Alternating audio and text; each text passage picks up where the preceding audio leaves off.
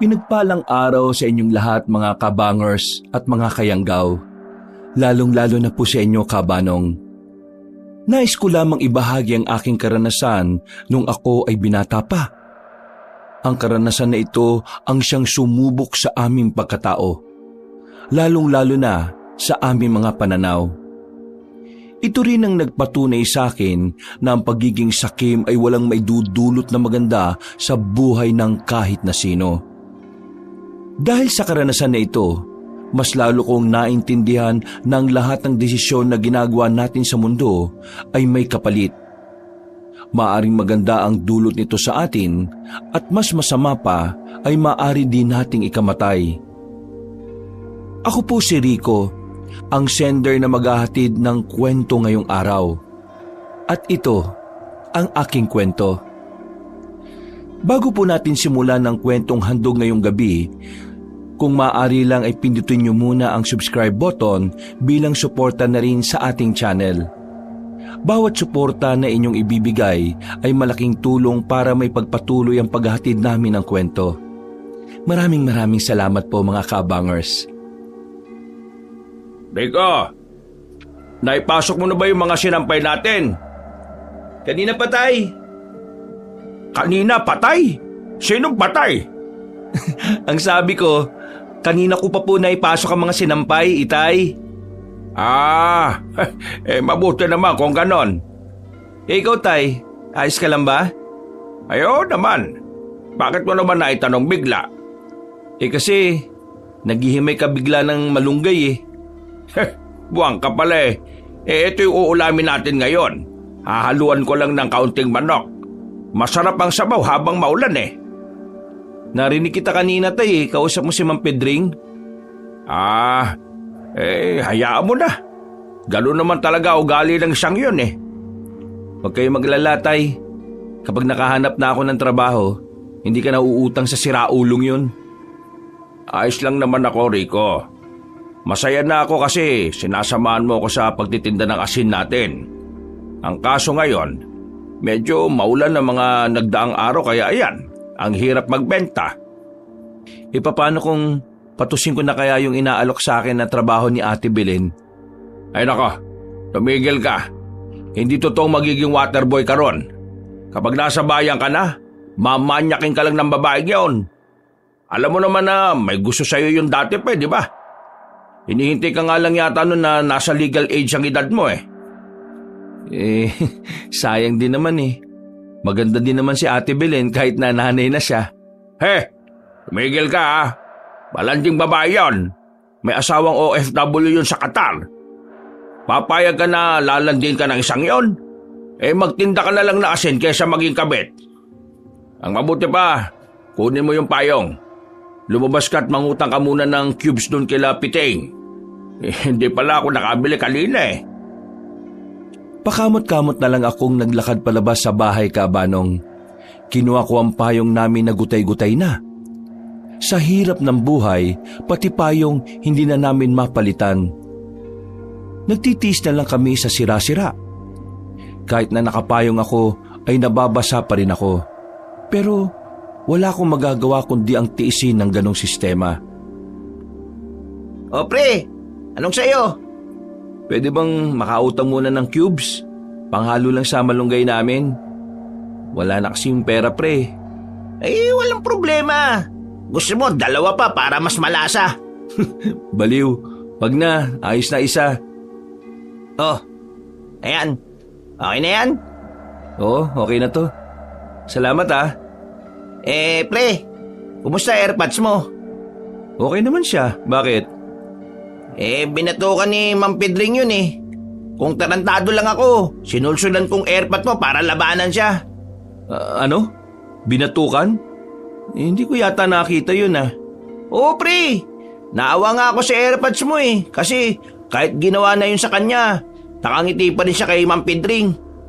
Ba't tarantado yun Oo, baka naman gumawa ka pa ng gulo Hindi. Pero sa susunod kapag nakita kong ginawa niya yun sa tatay ko, papangahan ko siya gamit ng talampakan ko. Ha? Paano yun? Sige na, pre. Balik na ako, baka hinihintay na ako ni tatay eh. Ay pre, bukas kapag wala kang ginagawa, sama ka sa amin ha. Laro tayo basketball. Tumango na lang ako, kahit na alam ko naman sa sarili kong hindi ako makakasama sa kanila. Sa halip kasi na maglibang-libang ako, nilalaan ko na lang ang libreng oras ko sa paghahanap ng pera. Lalo na sa mga panahon na mahina ang tinda namin ng asin. Sabay kaming kumain ni tatay. Pinagtiyagaan na lang namin ng tig-isang maliit na pakpak na manok. Mas marami pa ang sabaw kaysa sa laman. Ganun palagi ang ginagawa namin para kahit papaano, marami pa rin kaming makain. Pagkatapos pumunta na lang ako sa maliit naming kusina. Naroon ang asin na ilalako sana namin kinabukasan. Pinagpahinga ko na si tatay. Ako na ang tumapos ng pagsasalok sa mga plastik. Dakong 12:00 na ako natapos, natulog na rin ako. Kinabukasan paggising ko, maulan-ulan pa rin, pero hindi na ganun kalakas. Kailangan ko lumabas noon para makapaglako ng asin. Masama ang pakiramdam ng tatay ko, kaya mag-isa ko lang na iroronda ang daladala kong asin. Hindi kasi kami pwedeng tumigil sa pagtitinda ng asin. Wala kaming makakain. Aling Fe, asin oh, masarap to. Kapag inalo mo to sa niluluto mo, nakko, makakalimutan mong maalat to. Patawa-tawa na lang ang matanda, pero bumili rin naman siya. Dinadaan ko na lang din talaga sa kung ano-anong pautot para lang may bumili. Makalipas ang 1 oras, naubos na rin naman ang dala ko. Kakaunti lang din naman. Pauwi na sana ako nang mapadaan naman ako sa bahay nila Gary. Kababata namin ni Piteng. Nakita ko siyang nasa bakuran. Parang problemado. Sunod-sunod ang paghit-hit niya ng sigarilyo. Nilapitan ko siya para kumustahin. O pre, ano?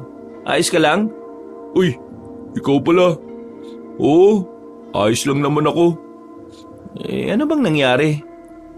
Yung kapatid kong baliw eh. Kung ano-ano na namang sinasabi. Naiinis na ako. Lumabas na lang ako, baka masapak ko pa eh. Uy pre, huwag kang ganyan ha. Alam mo naman na may problema sa pag-iisip yung kapatid mo. Ikaw na lang ang umintindi. Pare naman, hindi ako makatulog na maayos kasi ang dami-dami niyang sinasabing weirdo eh. Buisit. Dahil din sa kanya kaya nawalan ako ng trabaho eh. Abay, pumunta ba naman sa sagingan tapos sinabihan niya yung boss namin na kampun daw ng kadiliman? Ay, nako, problema nga yan. Pero ano ba kasi mga sinasabi ng kapatid mo? Puro siya sabi na may kadiliman daw na darating dahil sa isang pagkakamali at pagiging sakim. May mga nilalang daw na mabubulabog. Tapos yung mga ano raw na, mga ano? Uy, anong mga ano? Basta, mga aswang daw. Aswang? Matagal nang walang aswang ah. Hindi naman kasi totoo yung mga yan eh. Gawa-gawa lang yan ng mga siraulo. Kaya nabubisit ako sa kapatid ko eh. Kung ako lang masusunod, pinatapon ko na sa mental hospital yan eh. Nakakaabala na eh. Kahit ako na gusto lang namang mabuhay ng maayos eh, napupirwisyo pa. Pero pre, mas maganda rin naman kung idadaan natin sa may nahong usapan ng lahat. Palagi mong tatandaan na hindi mo kailangan manakit para maayos ang isang bagay. Oo, sige. Maraming salamat. O paano? Una na ako. Relax ka lang ha. Palabas na sana ako ng bakuran nila pero narinig kong sumigaw ang kapatid niya. Sinasabi nitong ang kadiliman daw ay malapit lang sa liwanag. Nagkatinginan na lang kami ni Gary. Napapailing na lang siya ng may pagkadismaya. Makalipas ang ilang araw, naging maganda na rin ang panahon. Balik paglalako na kami ng tatay ko dahil bumuti na rin naman ang pakiramdam niya. Kahit na malayo na kami, hindi pa rin kami nakakaramdam ng pagod. Sanay na kami ni tatay sa lakaran. Nabalita mo na ba yung nangyari sa San Fernando? Ho? Bakit? Anong meron? Nagkagulo. May kumakalat kasing balita na may naitatagong kayamanan sa kagubatan na malapit sa kanila. Kaya lahat ng tao ron, nagsikilos, naghanap. Pero wala naman silang nakita. Kayamanan? Yan ba yung sinasabing kayamanan na iniwan at tinago ng mga Hapones dito sa Pilipinas? Oo, yun na nga. Pero wala naman kasing kasiguraduhan kung saan dito sa Pilipinas iniwan yun eh. Pero tingnan mo yung mga taga San Fernando. Desperado silang lahat kahit walang kasiguraduhan. Grabe, no? Ganon ang epekto sa kanila ng kahirapan. Bakit tayo, Tay? Hindi naman tayo ganon. Mahirap din naman tayo, ah. Kasi tayo, naniniwala tayo na kaya tong isalba ng pagsusumikap at pagtsatsaga. Pero Tay, hindi ka ba napapagod sa buhay natin? Ano bang klaseng talong yan? Malamang nakakapagod maging mahirap. Pero wala naman tayong ibang mapagpipilian kundi ang lumaban at magpatuloy eh. Alam mo kung bakit gusto ko pa rin tumuloy? Kasi kasama kita. Ganun din naman ako, Tay eh. Ikaw lang din naman ang pinaguhugutan ko ng lakas. Kaya nga hanggat maaari, gawin natin ang makakaya natin para makapamuhay ng marangal. Napangiti na lang ako sa sinabi ng tatay ko, Kabanong. Sa aming pagpapatuloy, narating na rin namin ang isa pang baryo. Pagpasok pa lang namin ay may mga sumalubong na sa amin. Pinakyaw nila ang mga natitira naming tinda. Masaya naman kami kasi maaga kaming makakauwi. Naku, maaga tayo makakauwi nito, Tay. Ang saya naman ng araw na to. Yan ang sinasabi ko sa iyo. Hanggat naniniwala tayong kaya nating umunlad sa maayos na paraan, ay gagabayan tayo palagi ng Panginoon at bibigyan niya tayo ng biyaya. Hindi na kami nagtagal pa sa lugar na yon. Agad na rin kaming umalis. Pero habang naglalakad kami pauwi, meron kaming natanaw na grupo ng mga kalalakihan na armado na pumasok sa kagubatan. Agad akong hinila ni tatay sa gilid. Tay, anong meron? Bakit may mga dala silang baril? Hindi ko rin alam. Pero mukhang mga rebelde mga yan. Lumapit kami roon at sumilip kami sa gubat. Nakita namin ng mga armadong lalaki na parang may hinahanap sila. Find the treasure now. We need to find the treasure. Or else I will kill you all. Tay, mukhang hindi sila rebelde. Kanuyo no? Hinahanap din nila yung kayamanan. Diyos ko. Pati mga armadong tao ay naghahanap na rin. Sino ba kasi nagpakalat ng balitang yon? Tay, umalis na tayo dito. Baka mamaya makita pa nila tayo. Baka madamay tayo. Kabadong-kabado ako nung mga oras na yon, Kabanong. Agad na rin kaming umalis ni tatay. Buti na lang din ay hindi nila kami nahalata. Nakabalik naman kami ng payapa sa amin. Pagdating nga namin sa baryo, naririnig na rin namin sa iba ang usap-usapan tungkol sa kayamanan. Umabot na yun sa amin. May mga tao na rin sa amin na nagkakaroon ng interes sa kayamanan na yon. Oh, ano yan pre? Ibebenta na? Oo, bulok na eh. Wala na tong silbi. Papatimbang ko na lang. Nabulok na kasi ito eh. Sayang nga oh. Hindi na kasi namin ito nagamit mula nang ma-flat yung gulong. Sayang yung bisikleta na yan ah. Pero wala. Timbangan na lang talaga bagsak niyan. Pre, anong masasabi mo dun sa kumakalat na haka-haka tungkol dun sa kayamanan? Naiintriga rin ako. Parang gusto ko na nga rin makihanap eh. Wala pa namang kasiguraduhan na nandito yun sa probinsya natin eh. At mas lalong wala namang kasiguraduhan na totoo nga yun. Paano kung meron? Di paldo-paldo yung makakakuha nun. Kung wala, nagsayang lang ng lakas sa mga taong maghanap nun dun. Pero wala namang masama kung susubukan. Sa hirap ng buhay ngayon, lahat ng paraan para makaahon, dapat hindi na natin pinapalagpas. Wala namang mawawala sa atin kasi walang-wala rin naman na tayo ngayon eh. Oh, si Gary yun ah. Kung ano? Hoy! Gary! Halika dito! Nakasimangot ka na naman ah. Visit kasi sa bahay eh. Oh, ano na naman ba nangyari? Parang lagi ka na lang inis ah. Pinatake na naman ng katarantaduhan yung kapatid kong may sapak. Oh, kalma, relax. Bakit? Ano na naman ba yung nangyari? Ayun, sigaw ng sigaw. Sabi na may grupo daw ng mga armado ang makakakita sa hinahanap ng lahat. Tinatanong ko nga kung alam niya kung nasaan yung kayamanan na hinahanap ng mga tao eh. Tinawanan lang niya ako. Ay ayun, nabwisit talaga ako. Umalis na lang ako kaysa masapak ko pa eh. Sa sinabing yon ni Gary ay nagtindigan ng mga balahibo ko. Hindi ko alam kung bakit, pero pakiramdam ko dahil yon sa pagiging tugma ng sinabi ng kapatid niya at sa nakita namin ng tatay ko. Bigla ko na lang naisip na baka magkatotoo na ang mga armadong lalaki na yon ang makahanap sa kayamanan, kung sakaling meron man. Umiiling-iling na lang ako, Kabanong. Pilit kong inaalis sa isip ko na walang basihan ng sinasabi ng kapatid niya. At nagkakataon lang din na merong armadong grupo na naghahanap sa kayamanan. Nang maging kalmado na si Gary, umalis na rin siya kasama si Piteng. Nilapitan naman ako ni tatay at inabutan ng kape.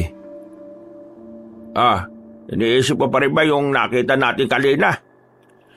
Ay, oo, tay eh. Pero narinig mo ba yung sinabi ni Gary kanina? Ha? Hindi. Ano ba yon? Yung kapatid niya raw kasi, yung may problema sa pag-iisip. Sinasabi na may armadong lalaki raw na makakahanap ng kayamanan.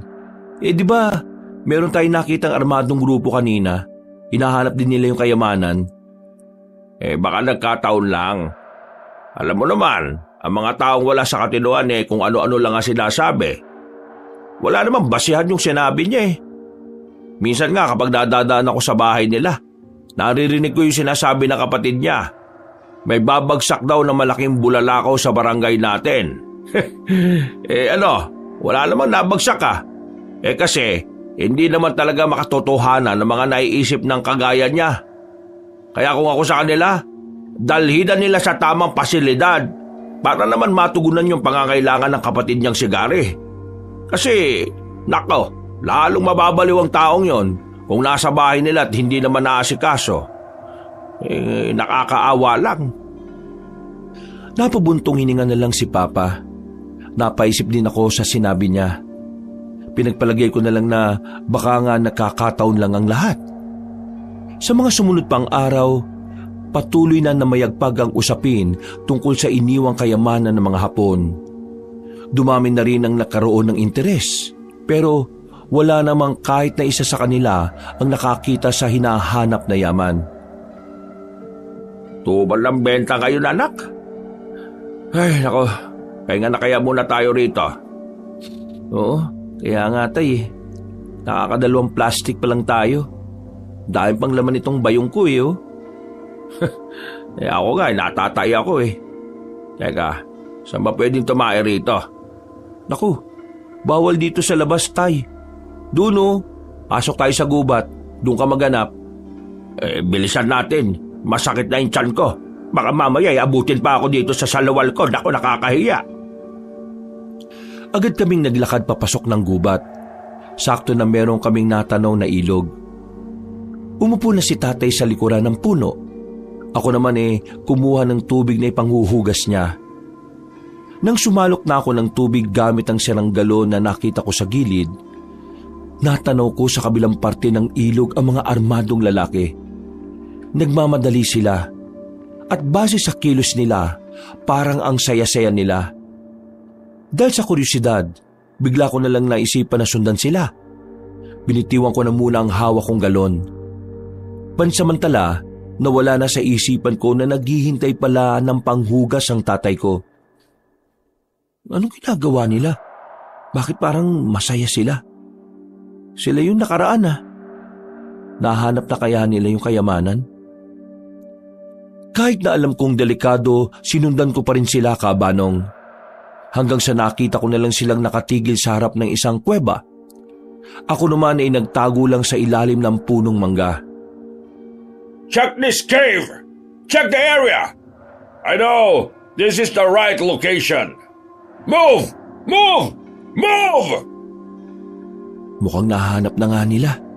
Pero saan dito? Teka, hihintayin ko pa bang makita nila? Wag na siguro. Kailangan ko na lang makabalik. Tatayo na sana ako pero meron akong natapakan na lata. Nakalika ako ng tunog. Napatingin tuloy ang mga armadong lalaki sa kinaroroonan ko. Otomatikong dumaloy ang kaba sa sistema ko. At ang tanging nasa isip ko noon ay agad na umalis at iligtas ang sarili. What are you waiting for? Follow him! Buti na lang ay hindi nila ako binabaril nung mga sandaling yon, kaya binilisan ko na lang ang pagtakbo. Nang mabalikan ko si tatay ay hindi pa rin siya nakakapaghugas. Wala ring malapad na dahon na pwede niyang magamit. Nasaan yung tubig? Kanina pa ako dito naghihintay sa'yo Isuot mo muna yung short mo, tay. Hinahabol ako eh. Wala pa akong hugas, buwang ka ba talaga? Mangangamoy ako nito. Nandiyan na sila eh. Tara na. Sino bang... Hindi ko na hinintay pang makapagsuot siya ng short. Dali-dali na kaming tumakbo palabas ng kagubatan na yon. Nang medyo makalayo na kami at makapagtago sa mga halamanan, nakita naming nilagpasan na rin nila kami. Nakahinga na rin ako ng maluwag, pero napatakip ako ng ilong nang maamoy ko si tatay. Ang pautoy! Sira ulo ka pala eh. Paano hindi ako magiging babaho eh? Hindi naman ako nakapaghugas ng puwet. Teka, ano ba kasi nangyari? Bakit ka sinusundan ng mga yon? Nakita ko kasi silang pumasok sa kabilang parte ng gubat. Sinundan ko. Nalaman ko na parang nahanap na nila yung eksaktong lugar na kinalalagyan ng kayamanan. Yun ang narinig ko. Sigurado ka ba sa sinasabi mo? Ewan ko. Yun ang sabi ng matandang kano eh. Pabayaan mo na sila. Ikaw para kasi raulo eh. Mapapahama ka pa sa ginagawa mo. Tingnan mo ako. Hindi ako nakapaghugas ng puwet. Paano ako uuwi nito ngayon? Hindi dito na lang kayo. Hahanapan na lang kita ng malapad na dahon. Baka naman kung saan ka pa magpunta niyan ha. Sasapukin ko na talaga yung mukha mo. Hindi na utay. Basta dito ka lang. Ang baho mo ni. Nakahanap naman ako ng malapad na dahon para kay tatay. Pagkatapos niyang mapunasan ng puwet niya, ay nagmamadali na rin kami makalis doon. Nakauwi naman kami ng maayos. Natulala na lang ako sa gilid dahil sa mga nangyari. Hindi pa rin mabura sa utak ko kung papaanong hinabol ako ng armadong lalaki. Habang nagmumuni-muni sa harapan ng bahay namin, nilapitan ako ni tatay at inabutan ng mainit na tableya. Ramdam ko na nag-aalala rin siya sa akin. Hindi na kasi ako makausap na maayos mula na makauwi kami.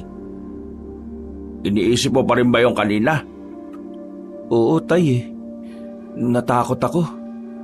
Akala ko kanina katapusan ko na. Siguro sa susunod, hindi talaga dapat nagpapatalo sa kuryosidad no? May mga pagkakataon talaga na nilalamon tayo ng kuryosidad. Pero minsan, yan din talagang magpapahamak sa atin.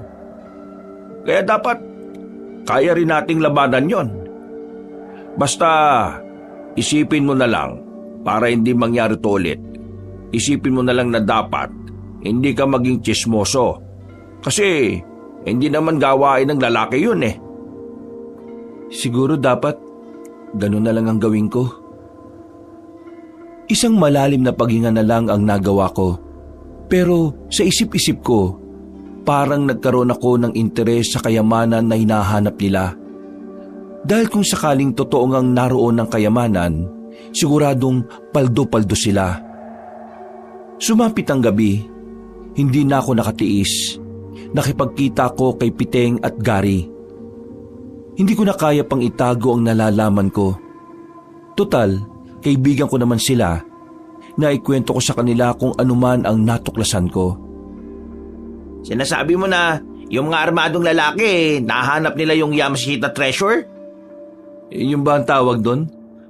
Basta, narinig ko na doon daw yung kayamanan.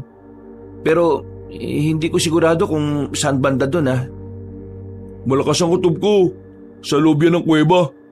Ang tanga-tanga naman ng mga Hapon kung iiwan nila yung kayamanan sa labas ng kuweba, hindi ba? May punto si Gary. Siguradong nasa loob nga yun. Ano naman kung nasa loob? Huwag niyong sabihin na pupunta kayo ron. Rico, ito na pagkakataon natin para umahon sa buhay. Hindi pa ba natin to papatulan? Naririnig mo ba yung sarili mo? Delikado, Gary.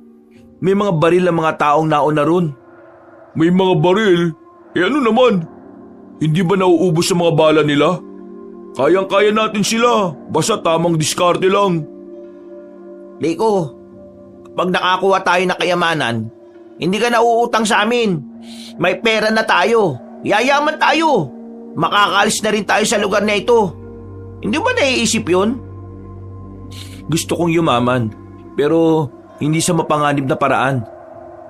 Sa anong paraan? Sa pagtitinda ng asin? Iniinsulto mo ba yung hanap buhay namin ng tatay ko, Gary? Hindi naman yun yung gusto kong sabihin. Ang sinasabi ko lang, walang yayaman sa pagbibenta ng asin. Walang ganun nga yun. Patapusin mo muna kasi ako. Salita ka ng salita eh. Oo, tama na yan. Pag-aaway pa kayong dalawa eh. Kung ikaw ayaw mong yumaman, pues ibahin mo ako, Rico. Pagod na ako sa buhay kong to. Gusto ko na makaahon, no? Gusto ko na makaalis dito. Pupuntahan ko kung saan yun. Bukas ng gabi. Kung talagang gusto nyo, sumama kayo sa akin. Pero bahala kayo kung ayaw nyo. Ako na lamang isang yayaman.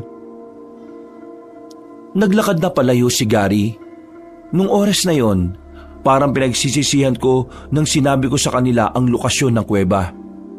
Hindi dahil sa ayaw ko makakuha sila ng kayamanan, kundi dahil ayaw kong mapahamak sila. Kinabukasan, tahimik ang lugar namin. Himala na wala akong naririnig tungkol sa usap-usapang kayamanan. Parang kalmado. Hanggang sa sumapit na nga ang kinagabihan. Nagulat na lang ako nang makita ko ang tatay ko na nakabihis na. May dala-dala siyang malaking bag na mukhang wala namang laman. Oh, ano ka ba? Bakit nandiyan ka pa? Hindi ka ba sasama sa akin? Wala ka naman sinabi na maglalako tayo ng asin sa ganitong oras eh. Sino nagsabi na maglalako tayo ng asin? Ano kung gagawin natin? Wala ka namang sinabi sa akin kanina. Wala akong sinabi. Kung wala akong sinabi, sumama ka na. Makikikuha tayo ng kayamanan. Hindi pwedeng sila lang. Oh? Ano pinagsasabi niyo, Tay? Alam na ng lahat ng taga rito ang tungkol sa kayamanan. Mamaya, papunta na sila ron. Iniintay lang nila ang kapitan natin. Kaya nga bago sila makarating doon, unahan na natin. Total, ikaw naman ang unang nakatuklas doon, di ba? Diyos ko naman, Tay. Pati ba naman kayo? Akala ko ba mas magandang mamuhay ng pinaghihirapan? Bakit parang nag-iba rin yung pananaw mo ngayon? Nagbabago ang pananaw ng tao depende sa pangangailangan, anak. Kaya nga gusto ko, umahon na tayo. Sawang-sawa na ako sa buhay na ganito. Kaya sumama ka na sa akin. Kukurot lang naman tayo ng kaunti eh. Tay, hindi ko sigurado kung talagang nahanap nila yung ginturon. Wala akong matibay na ebidensya na nagsasabing nakita nga nila. Narinig ko lang. Isa pa, delikado dun. Alam niyo naman na mga armado mga yun eh. Hindi kayo sasantoy ng daladala nilang mga baril na matataas ang kalibre. Kung ayaw mo, ako na lang. Kikilos na ako kaysa maunaan pa tayo ng mga kalugar natin. Mauubusan pa tayo eh. Sandali nga. O ano, nagmamadali ako eh. Oo na, nasama na po ako. Kakainis naman oh. Hindi ka rin pala makakatiis eh. Sasamahan ko kayo kasi nag-aalala ako sa inyo. Ayaw kitang mag-isang maglakad. Rico, hindi naman natin to gagawin dahil sakim tayo. Gagawin natin to para makain ka naman ng kaunti sa buhay. Hindi naman natin uubusin eh. Kukuha lang tayo ng sapat sa atin. Huminga ako ng malalim. Kahit natutol ako sa sinasabi niya, wala akong magagawa kundi ang samahan siya. Hindi ko rin naman pwedeng hayaan na lang na lumakad siya ng walang kasama. Lalo pat ang mga pwede niyang madatnan doon ay mga taong maaaring makapatay sa kanya. Habang abala pa ang mga tao sa pagpupulong nila, sinamantala na namin ni tatay ang pagkakataon. Palihim kaming umalis. Mabilis kaming nakarating dahil halos takbuhin na namin ang daan. Nagtago na muna kami sa gilid. Nakikiramdam kami sa paligid. Nakakapagtaka na wala kaming makitang mga nagbabantay roon. Mukhang walang tao ah. Tara. Teka, sandali lang tay. Anong walang tao? Tingin mo talaga walang magbabantay dyan? Baka nasa loob lang sila. Kaya magdaan-daan lang tayo. Tingnan mo nga tahimik. Bilisan natin. Hindi tayo pwedeng babagal-bagal kasi marami tayong kaagaw. Nauna nang lumabas si tatay. Kinabahan ako sa ginawa niya pero sumunod na lang din ako. Pagpasok namin sa loob ng kuweba ay binuksan namin ang daladala naming gasera. Nang magkaroon na ng liwanag, nakita na namin na malawak pala sa loob ng kuwebang yun. Maya-maya pa, napatago kami sa gilid ng merong kaming marinig na kaluskos. Pinatay namin ulit ang ilaw. Ang liwanag na lang na naroon ay ang mangilang-ilang gasera na nakadikit sa pader. May tao. Sumilip kami. Nakita namin ang matandang kano na gumagapang. Duguan siya. Hawak-hawak niya ang isang bag na parang mabigat. Hirap na hirap kasi siyang dalhin. Please, help me! There's a strange creature in this cave. Please, save me! What? What you say? A monster! He killed my man! Please, save me! Ha! I'm sorry, pero nandyan na yung sinasabi mo. Akin na yan! Nagulat ako sa ginawa ni tatay. Inago niya sa matandang kano ang bag. Pagtingin ni tatay sa laman, nanlaki ang mga mata niya at lumapad ang kanyang ngiti. Natameme na lang ako nung mga sandaling yon. Hindi ko inaasahan ang inasta ng tatay ko. Hindi kasi ganun ang pagkakakilala ko sa kanya. Parang madali na siyang binago ng pera. You will regret it! Isa ka na. Kailangan din namin to. Kaysa naman mapunta sa masasama kagaya nyo, hindi ba? Tara, Rico, anak, umalis na tayo! No! Bago kami makalabas ng kuweba, napalingon pa kami sa matandang kano. Nakita na lang namin na merong dumating na isang lalaki. Malaki ang katawan, maskulado. Hindi namin alam kung anong ginawa ng misteryosong lalaki. Pero narinig na lang namin na dumadaing sa sakit ang matandang kano. Noong mga sandaling yun, nagmamadali na kaming tumakbo. Nang makalayo na kami, muling binuklat ni tatay ang malaking bag. Nalula kami sa nakita namin. Puro ginto nga ang nasa loob noon, kabanong. Meron din mga alahas at diamante. Anak, yayaman na tayo. Makakalis na rin tayo sa lugar na ito. Tay, tama ba yung ginawa natin?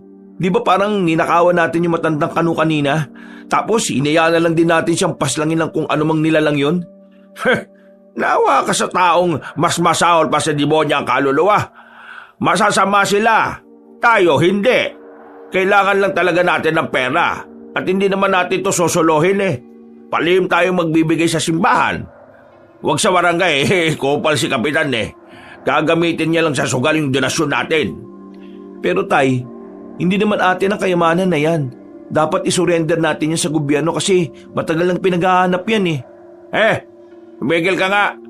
Tingin mo magandang ideya yan. Kapag sa kanila to mapunta, paghahatian lang to ng mga buhaya. Mas maiging nasa atin na ito. Para naman kahit minsan lang makaranas man lang tayo ng ginhawa. Tara na, umalis na tayo at baka maabutan pa tayo ng iba rito. Nagmamadali kaming nilisan ng lugar na yon, kabanong. Pag-uwi namin sa bahay ay agad na sinarado ni tatay ang lahat ng bintana at ang pintuan namin. Inilatag niya ang laman ng malaking bag sa kanyang papag. Hindi ako makapaniwala sa nakikita ko noon. Sa palabas ko lang kasi yun nakikita. Rico, tignan mo, magiging mayaman na talaga tayo. Ay, ang dami nito.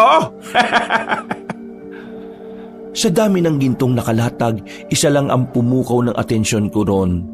Meron din isang parang maliit na garapon. Ginto rin siya. Siya lang ang kakaiba kaya dinampot ko at nilagay ko sa altar namin. Hindi ko na muna binuksan. Nakatuon lang ang atensyon ko kay tatay. Sulit ang pagbubuhat natin dito kahit ang bigat. Ang dami naman oh. Oh, eto. Itatago ko na ang iba sa ilalim ng papag ko ha. Kuha ka na lang kapag... Ha? Ano yun? May kumakatok. Wag. Hayaan mo sila. Rico! Buksan mo itong pintuan! Kasama namin ang taong bayan! Nandito si Kapitan! Mag-usap tayo! Alam kong may tinatago kayo riyan! Wag mo silang pagbuksan. Pero... Rico! Buksan mo to! Kapag hindi mo to binuksan, mapipilitan kami pumasok dyan! Sirain namin itong pinto! Iba na ang tono ng pananalita ni Gary, kaya kahit ayaw ng tatay ko, tumayo ko para pagbuksan sila. Bumungad sa akin si Gary at Piting. Kasama nila si Kapitan pati na rin ang mga kalugar namin. Ano bang problema, Gary? Rico, magkababata tayo. Pero hindi ko alam na gagantuin mo kami ni Piting. Pati ang mga kalugar natin. Ha? Teka, ano bang pinagsasabi mo? Pinuntahan namin yung kuweba, pero wala na kaming inabutan. Ang nakita lang namin doon, bakas ng dugo. Alam namin na kinuha nyo na yung ginto. Hindi kayo makakapagkaila sa amin. Meron kami nakitang isa sa bakuran nyo eh. Hindi nyo yata napansin na nalaglag dito. Ito oh. Noong mga sandaling yun, kahabanong, alam kong wala na akong lusot. Kaya hindi na ako nagdahilan pa. Napabuntong hininga na lang ako at napayuko. Mang Rene, lumabas na kayo dyan. Alam na namin na nasa inyo yung ginto. Hindi naman tama na kayo lang ang makikinabang. Kailangan natin paghati-hatian ng mga yan. Hindi naman namin to susuluhin eh. Ibabahagi namin talaga namin ito sa ating lahat. Kaya lang naman kami nagtatago dahil doon sa nakita naming nilalang. Hindi ba, Rika? Anong nilalang? Yung nakita niyong dugo yun na matandang kano na armado. Sabi niya sa amin, mayroong mabangis na nilalang ang lumaga sa kanyang mga kasama. Yung ginto na nakuha namin, nakuha lang din namin sa kanya. Tumakas na kami nung nakita namin ang mabangis na nilalang na yun. Kung ano man ang nilalang na sinasabi nyo, wala na tayong pakialam dun oh. Ang malaga, pantay-pantay na magkaroon ng mga kalugar natin. Rico, palalagpasin namin tong ginawa nyo. Pero hindi ko nagustuhan yung tinangkaan yung hindi pa alam sa mga tao yung tungkol dito. Wala na kaming nagawa pa ng tatay ko noon. Kinuha nila ang mga ginto at inilatag sa lamesa sa bakuran namin. Pinapila ang mga tao at isa-isang nabigyan.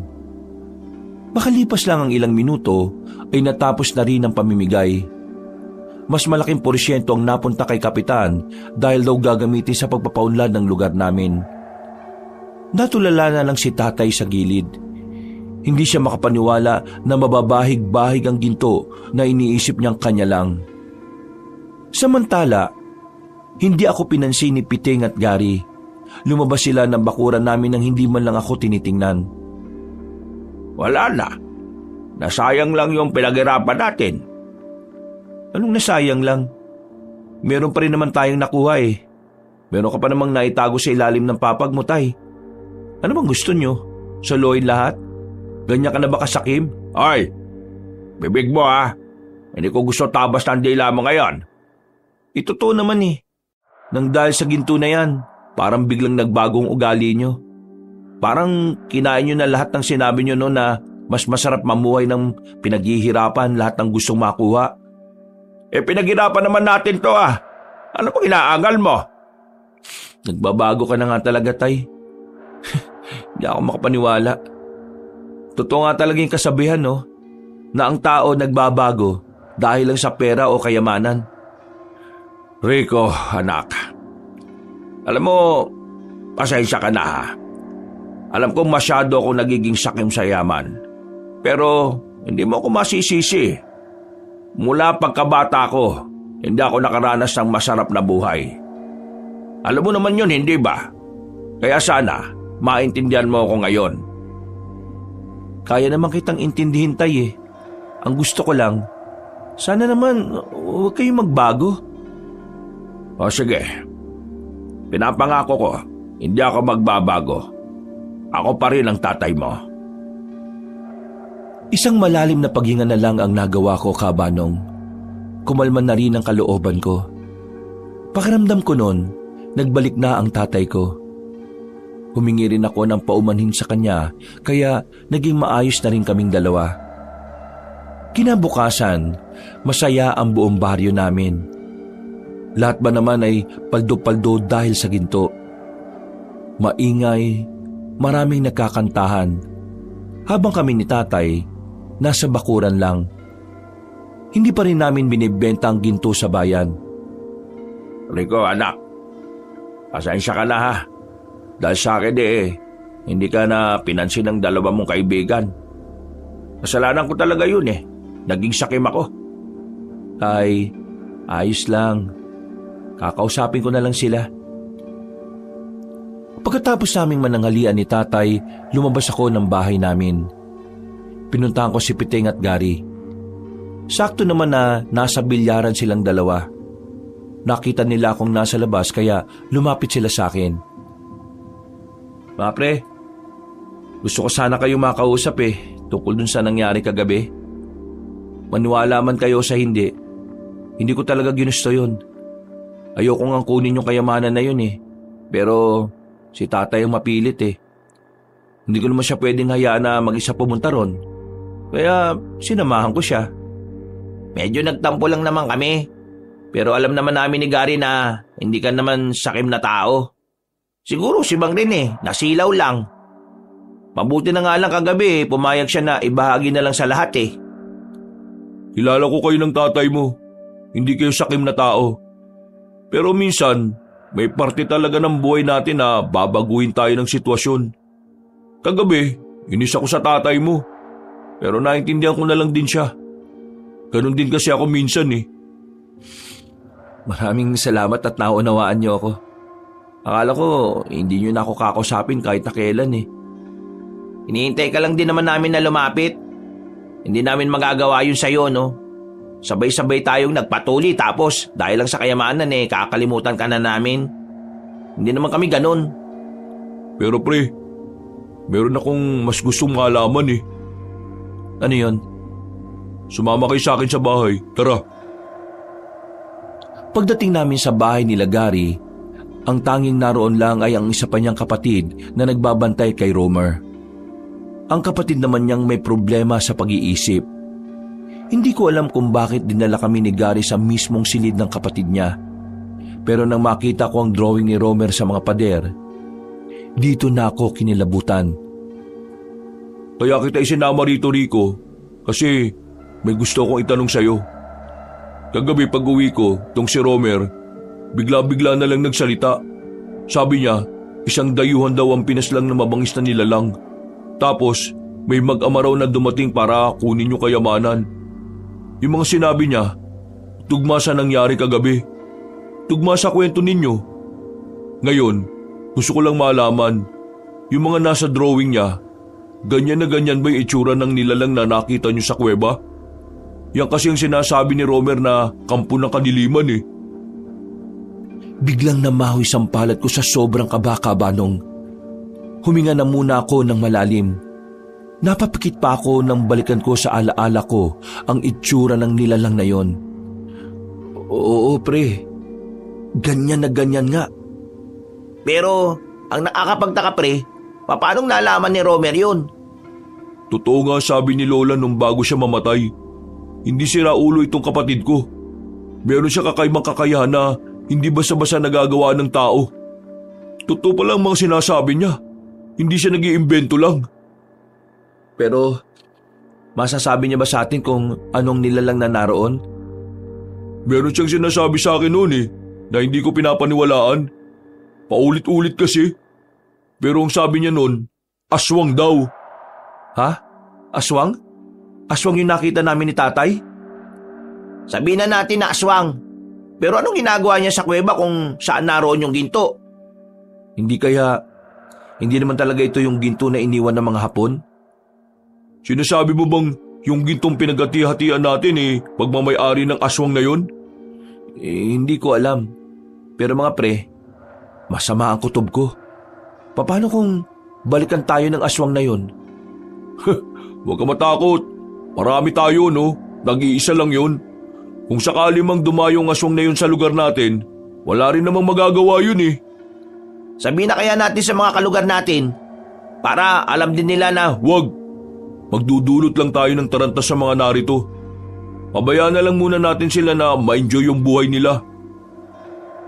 At isa pa, kailangan muna natin makasiguro na tama ang hinala natin. Hinala na alin? Na aswang nga may-ari ng mga ginto? Oo. Nagkakatinginan kaming tatlo. Baka sa mukha namin ang pag-aalala at pangamba. Kahit hindi nila sabihin, alam kong kinakabahan na rin sila. Pero pinilit na lang namin na kalimutan ang bagay na yon. Sa mga sumunod na araw, naging maayos naman ang buhay naming lahat. Walang kahit na anong nangyayaring masama. Sa katunayan, kaming dalawa ni tatay ay nakapagpatayo na rin ng tindahan sa bayan. Meron kami mga kinausap na tao para magbantay doon. Kumuha rin kami ng lupa na pwedeng gawing sakahan. Ayan anak, nagsisimula nang magbago ang buhay natin.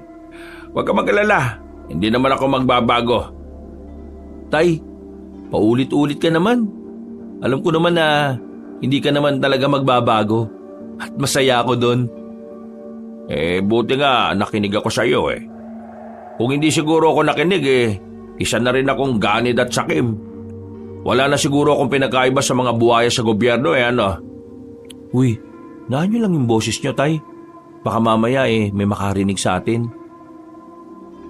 Pareho na lang kaming natawa sa pinag-uusapan namin habang nakatanaw sa lupa na nabili namin. Napapangiti habang nakatingin sa papalubog na araw. Tara na. Kailangan na natin makabalik sa atin. Mula sa sakahan, kailangan pa namin maglakad ng halos 5 minuto kung saan nakaparada ang motorsiklo na iniwan namin. Hindi na kasi yun kayang ipasok pa sa mismong tapat ng bukid.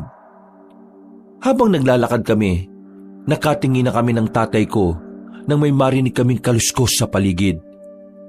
Tinapik agad ako ng tatay ko sa balikat at saka tumawa.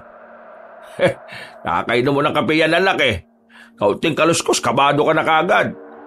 Kalma. Baka mga bayawak lang yan. Tara na. Para makauwi na tayo. Hindi na ako tumugon. Binilisan na lang namin ang paglalakad hanggang sa makarating na kami sa pinagparadahan ng motorsiklo namin. Nang makabalik na kami sa baryo, sinalubong ako ni Piteng. Pinauna ko na si tatay habang ako ay kinausap pa ako ng kaibigan ko. Bakit? May problema ba? Bakit ganyan ang itsura ng pagmumukha mo? Pre, naalala mo yung sinabi ni Romer nung nakaraan? Yung nandun tayo? Nitong nakaraan lang. Oo naman. Bakit? Di ba ang sabi niya, meron daw mamamatay. At yung mamamatay daw na yon, isa sa mga nakakuha ng ginto galing doon sa kuweba. Pre, may namatay na kanina. Si Mang Tobong. Natagpo ang walang buhay sa ilog. Lasog-lasog yung katawan niya, pre. Tingin ko, nangyayari na yung kinakatakutan natin. Parang binabalikan na tayo ng nilalang na nandun sa kuweba. Teka. Kalma lang Baka naman may ibang gumawa nun kay Mang Tobong. Huwag tayo basta-basta mag-isip ng kung ano-ano kung wala pang nangyayaring investigasyon. Si Gary, nasaan? Andun, sa kanila. Binabantayan yung ano pa yung sasabihin ng kapatid niya. O sige, mauna ka na dun. Uwi muna ako sa amin. Magpapaalam lang ako kay tatay. Nagmamadaling umalis si Piteng. Ako naman ay aminadong kinabahan din sa nalaman ko. Pag-uwi ko naman sa bahay, napadako ang tingin ko sa altar. Saka ko lang naalala na meron pala akong inilagay na parang garpo na ginto doon. Sa pag-iisip na baka may kumuha noon na ibang tao, kinuha ko yun at inilagay sa ilalim ng papag ko. Tay, Pupunta lang ako kina Gary May pag-uusapan lang kami. Ay siya, sige. Pero huwag ka naman masyado magtagal doon ha. Kasi mamaya maghahapunan na tayo. Pagdating ko kina Gary, inabutan ko sila sa bakuran nila. Naghahasa ng itak si Gary. O pre, para saan yan? Nasabi ko na kay Piting, susubukan kong puntahan yung nasa kuweba. Ha? Buwan ka ba pre? Nung laban mo ron, aswang yun. Tsaka, bakit ba bigla ka nalang makakaisip ng ganyan? Parang dati lang hindi ka naman naniniwala sa mga aswang Sa mga nangyayari ngayon, kumbinsido na akong totoo mga salot na aswang na yan. Kaya hindi na ako magsasayang ng oras. Kaysa unahan niya kami, uunahan ko na siya. Alam mo ba kung anong bagong pangitain ni Romer? Bago? Bakit? Merong bago? Ano? May mamamatay ulit. Pero sinabi niya na malapit lang dito sa atin. Pero pre, delikado. Kung nakita mo lang yung aswang na yon, talagang kikilabutan ka. Wala akong pakialam. Kailangan mamatay siya bago pa siya makaperwisyo. Kung magsabi kaya tayo kay Kapitan para makahingi tayo ng backup. Kupal si Kapitan Wala siyang pakialam. May mga nagpaabot na rin ng balita sa kanya tungkol sa nangyari kay Mang Tobong. Pero hindi siya naniniwalang aswang ang gumawa nun Wala akong aasahan sa siraulong yun. Dapat pala hindi na natin hinatian ng ginto yung kapitan natin Dami-dami pa napunta sa kanya. Wala rin naman palang kwenta. Ano, nasama ba kayo? Kung hindi naman ayos lang din naman sa akin. Hindi naman ako namimilit Rico, sasama ako. Hindi pwedeng hayaan na lang kita na lumakad na mag-isa dun. O sige, sasama na rin ako. Kung napipilitan ka lang, wag na Kaya na namin. Hindi, sasama talaga ako. Gusto ko rin makita ulit yung nilalang na yun Kung ganun, tara. Handang-handa na itong mga gamit ko. Meron pa ako rito. 45. Sabugang ulo ng aswang na yun. Kalat ang utak nung pag nakita ko yun. Pagkatapos namin magapunan ni tatay, lumabas ako sa bahay para sumama sa dalawa kong kaibigan. Kinakabahan ako noon, Kabanong. Sa buong buhay ko, yun ang unang pagkakataon na haharap kami sa isang nilalang na hindi namin alam kung kakayanin ba naming paslangin. Tanging tapang lang ang daladala namin at ilang sandata. Wala kaming sapat na kaalaman kung papaano yun matatalo. Buti naman pinayagan ka ni Mang Rene. Anong pinayagan? Hindi ako nagpaalam. Wala kami kasalanan dyan kapag nagalit airpat mo ikaw Piting, sinong bantay doon sa tindahan nyo? Bakit to sumama? Sinarado ko na yung tindahan. May ginto na ako Ilang minuto pa ang nakalipas, natanaw na rin namin ang kuweba. Pinatay na rin namin ang daladala naming lampara. Pinakiramdaman na muna namin ang paligid. Nasa 5 minuto muna kaming nagmasid at nanatili sa kinalalagyan namin. Nang masiguro namin kami lang ang naroon, marahan kaming lumabas at lumapit sa kuweba. Saka na namin binuksan ulit ang lampara. Habang naglalakad kami papasok sa loob, narinig namin na may mabibigat na yabag ng paa. Kaya naman, agad-agad din kaming tumakbo palabas. Nagtago kami ulit. Hindi nagtagal, nakita na rin namin ang isang lalaki na matangkad. Nakamaong lang na pantalon at walang pang itaas. Maskulado ang katawan niya, mahaba ang buhok nito. Patay ka sa aking aswang ka. Inilabas na ni Gary ang kanyang baril. Hindi na siya nagsayang ng oras. Pinagbababaril niya ang aswang na yon. Pero sa kasamaang palad, hindi naman niya yon tinamaan kahit na isa. Mabilis na nakailag ang lalaking aswang.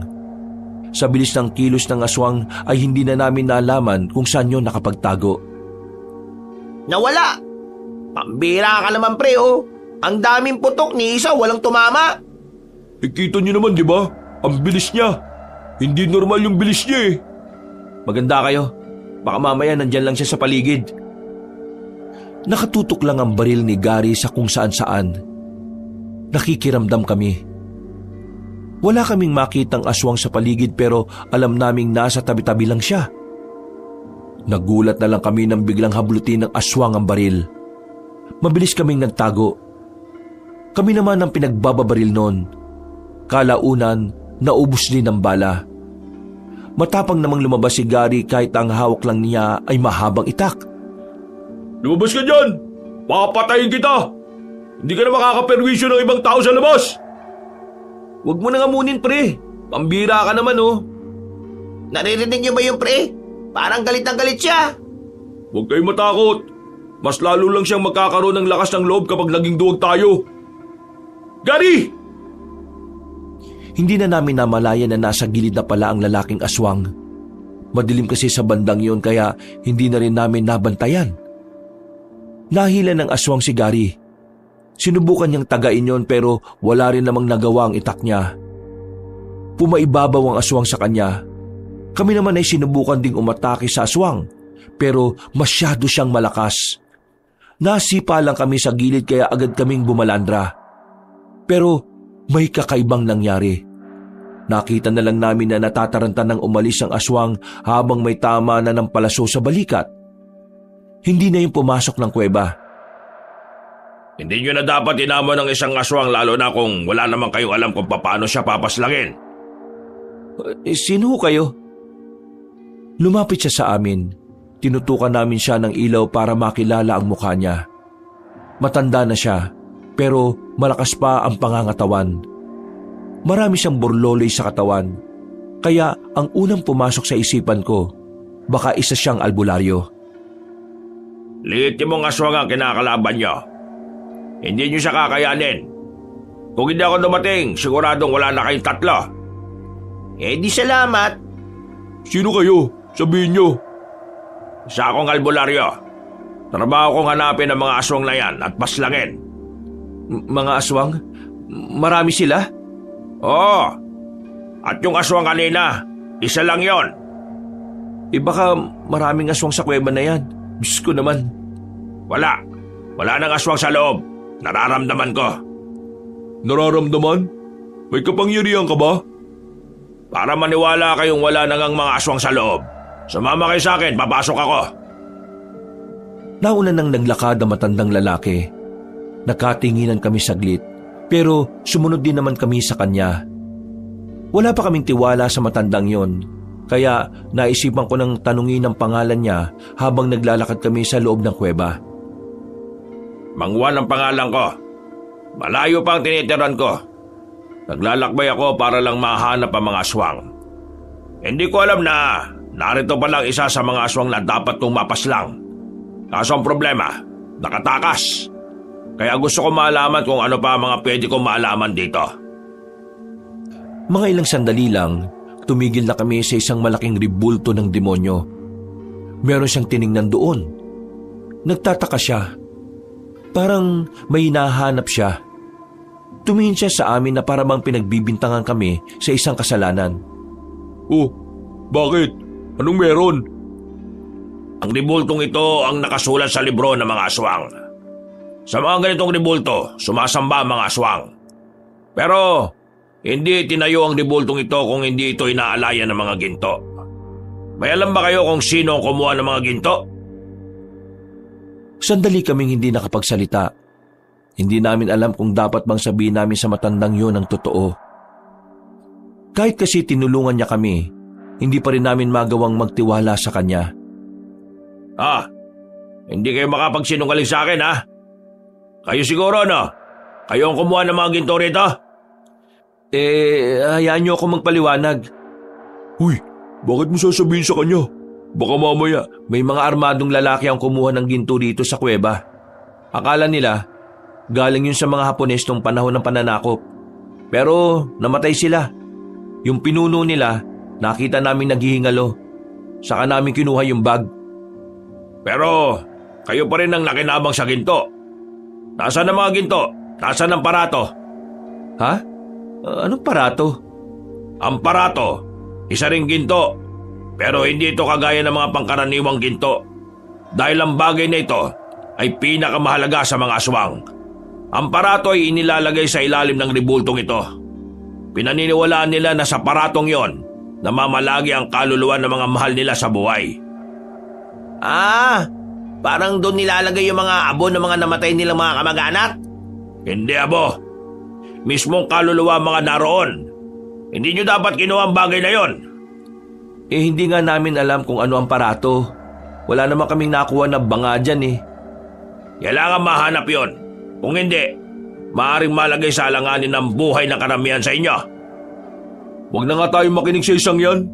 Hindi natin kilala yan eh. Ngayon lang natin yan nakausap at nakita. Baka mamaya may ibang binabalak sa atin yan. Hoy, makinig kayo sa akin. Kailangan nyo hanapin ang parato at maibalik dito. Kung hindi nyo may babalik, madadamay ang mga inosyenteng buhay.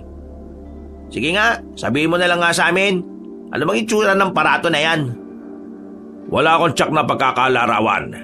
Ang nabasa ko lang, para siyang lalagyan. Hindi ko alam kung nasaan yun. Wala naman kami nakitang ganun eh. Baka hindi kami nakakuha. Baka mga armadong lalaki nakakuha nun. Kung hindi kayo nakakuha, kailangan nyo pa rin hanapin yon at maibalik dito. Dahil madadamay pa rin kayo sa oras na dumalaw na mga aswang dito para magsamba. Kayo lang ang malapit sa lugar na ito. Kaya kayo lang ang babalikan nila. Di ba sabi mo, tumutugis ka ng aswang? Di tulungan mo kami kapag nangyari yung sinasabi mo. Oo, tutulungan ko naman talaga kayo eh. Pero hindi ko maililigtas ang maraming buhay kung mga inosyente ay idadamay nila. Iisa lang ako. Mga pre, tingin ko kailangan nga nating mahanap yung bagay na yun. Kahit yun na lang ang maibalik natin. Di ako naniniwala sa isang to eh. Baka mamaya, sinasabi niya lang yun para magkaroon siya ng parte sa mga ginto. Ganyan ka ba kawalang utang na loob? Matapos ko kayo iligtas, lalo ka na. Pag-iisipan mo ako na masama. Gano'n naman talaga ang mga masasamang tao, di ba? Nagpapanggap mo ng mabuti sa umpisa. Pre, kalma ka nga. Tara, malis na tayo rito sa kuweba na to. Baka mamaya biglang may dumating na maraming aswang. Bahala kayo kung maniniwala kayo dyan. Pre, sumunod ka lang sa labas. Susundan ko lang si Gary. Manong, totoo ba talaga mga sinabi nyo? Akala ko sa kalooban mo na naniniwala ka sa akin. Nababasa ko sa mga mata mo eh. Ikaw, sa inyong tatlo, ikaw ang bukod tanging nakikitaan ko ng mas bukal ang puso. Gawin mo nararapat iyo. Hindi lang para sa inyo ng pamilya mo.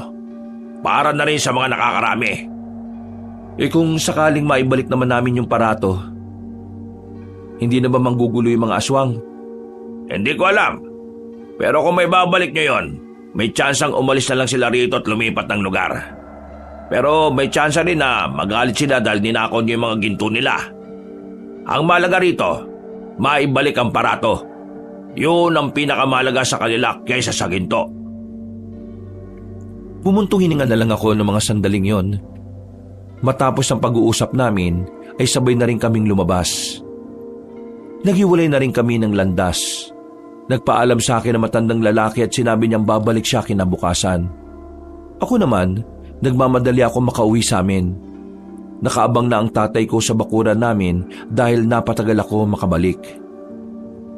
Hoy, pambira naman. Bakit man tagal mo naman? Lumamig na yung pagkain natin, no? Pasensya na tay. Napakwento lang ako. Tara na, kain na po tayo. Kapansin-pansin ang pagiging balisa ko nung gabing yon. Tanong ng tanong ang tatay ko kung ayos lang ba ako. Pero sinasabi ko lang na oo. Hindi ko sinabi sa kanya ang totoo. Ayoko kasing ma-stress siya kapag nalaman niya ang nangyari. Kinabukasan, maaga akong nagising. Pupuntahan kasi namin ni tatay ang sakahan namin para kausapin yung mga magiging tao namin doon. Pagdating namin doon, naroon na silang lahat. Lutang ang utak ko noon, kabanong. Niwala ngang pumasok sa kokote ko sa mga napag-usapan. Hindi na nakatiis ang tatay ko. Habang abala ang mga tao namin, dinala niya ako sa kubo-kubo at kinausap niya ako. Nak, ano ba talagang problema? Kanina pa kita napapansin eh. Para kang sabog. Nakadroga ka ba? Tay naman, ba't naman ako maggaganon? Mukha ba akong adik? Oo, mukha kang adik. Tinatanong na nga ako ng mga tao natin kung ayos ka lang eh. Ano ba kasing iniisip mo? Tay, ayos lang ho ako. Kilala kita. Alam ko kung kailan ka nagsasabi ng totoo at kung kailan hindi. Hindi ka makakapagsinungaling sa akin. Ginagawa mo naman akong bata anak eh. Huminga ako ng malalim. Tingin ko noon, kailangan na ring malaman ng tatay ko ang nangyayari. Naiisip ko na mas mainam nang may alam siya para kahit papaano mapaghandaan niya ang mga maaaring mangyari. Sige na, ano yun anak? Tay, kagabi, pinuntahan namin yung aswang. Doon sa kuweba, nakalaban namin, kasama ko si Garit Piting. Ba't tarantadong batang to ah? Bakit yun naman ginawa yun? Diyos ko ka, paano kung napahama kayo ron? Alam niyo naman na hindi basta-basta yung nilalang na yun, hindi ba? Yung kapatid kasi ni Gary na nagkakaroon ng mga pangitain, pinagbasihan namin yun. Nakita kasi sa pangitain ni Romer na may mamamatay raw dito sa atin. Kaya uunahan na lang sana namin. Pero ang nangyari, muntikan na kaming madali. Buti na lang may dumating na matandang albularyo. Niligtas niya kami. Nako, buti na lang talaga. Kung hindi, baka mamaya sa morgue na kita puntahan. Maraming alam yung matandang albularyo, Tay. Meron siyang sinasabi, yung parato, bagay na nasa ilalim daw ng libulto ng mga aswang. At yung parato, parang kagaya siya ng sa atin. Yung nilalagyan ng abo ng mga namatay nating mahal sa buhay. Pero sa kanila, lalagyan daw ng kaluluwa. Nawala na yung sa libulto. At ang hinala ng albularyo, napasama yun sa mga kinuwang ginto. Kasi ginto rin daw yun. Parato? Ngayon ko lang narinig ang salitang yan ah. Ang parato ay galing daw sa libro ng mga aswang. Nandun daw yun nakasulat. Ang kaso, hindi namin alam kung ano yung itsura ng parato. Kung gaano kalaki o kung gaano kalapad o kabigat. Basta, parato. Kapag daw hindi na ibalik yung sa libulto ng mga aswang, mayayari tayo. Pwede raw madamay ang mga inosenteng buhay. Saan naman kasi natin hahanapin yung parato na yon? Yun nga ang problema. Nasaan? Sumasakit na nga ulo ko kakaisip eh. Sino bang nakakuha ng parato na yon? Wala naman ako nakuhang ginto na parang lalagyan eh. Wala akong maalala. Tay, huwag niyo na lang pong intindihin. Ako na ang bahala rito. Kailangang nakafocus kayo sa sakahan. Pwede bang pabayaan kitang sumasakit ang ulo sa kakaisip? Kailangan kitang tulungan siyempre. Isa pa, kasama rin naman ako sa dahilan kung bakit nangyayari ang lahat ng ito eh. Hindi niyo naman kasalanan, Tay. Lahat tayo ginusto natin to. Gagawa natin ang paraan yan. Mahahanap ko rin yung buwisit na parato na yan. Huminga ako ng malalim. Napapikit na lang ako. Maya-maya, nagpaalam ako kay tatay. Pinuntahan ko si Piteng. Sumama siya sa akin at pinuntahan naman namin si Gary. Uminit ang ulo ko nang makita ko siyang nagiinom lang sa bakuran nila. Parang hindi man lang siya gumagawa ng paraan kung paano namin makikita yung parato na sinasabi ng matandang albularyo. Gary! Hindi tumayo si Gary sa kinilalagyan niya. Kaya naman ako na mismo ang lumapit sa kanya. Hinila ko ng malakas ang kwelo niya para sapilitan siyang patayuin. Nagagawa mo pa talaga mag-inom ha? Habang kami sumasakit ang ulo namin sa kakaisip kung saan namin hahanapin yung lintik na parato na yon. Tapos ikaw, pasarap ka lang sa buhay. Bitiwa mo nga ako. Alam mo ang problema mo, Rico? Ikaw ang problema ko. Wala ka man lang bang balak tulungan kami para ma-resolve ang problemang to? Problema? Wala namang problema. Wala. Sira ulo ka na ba talaga? Kailangan natin mahanap ang parato. At wala tayong ideya kung saan mahahanap yun. Alam mo kung bakit ka problemado? Kasi nagpapaniwala ka sa matandang yun.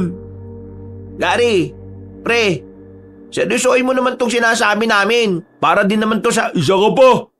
naimpluwensyahan ka na nito ni Rico. Alam niyo, naniniwala na ako na merong aswang kasi nakita ko eh. Pero hanggang dun na lang yun. Yung pinagsasasabi ng albularyo, hindi na ako maniniwala dun. Ano? Hindi ka naniniwala? Pero sa kapatid mo naniniwala ka? Sinasabi mo bang hindi ako dapat maniwala sa kapatid ko kasi hindi siya normal? Ha? Hindi naman hama kasi na mas katiwa-tiwala yung sinabi ng albularyong may alam sa aswang Kaysa sa wag mo kinsultoy na kapatid ko ha? Kahit nainis ako doon, mahal ko yun. Malis ka na nga! Baka makakalimutan ko pa kaibigan kita. Malis ka na! Alis! Tara na pre, yaman mo na muna yan. Hinila na ako ni Piting paalis doon. Napapailing na lang ako dahil hindi rin ako makapaniwala na nakapagbitaw ako ng mga ganong klase ng salita.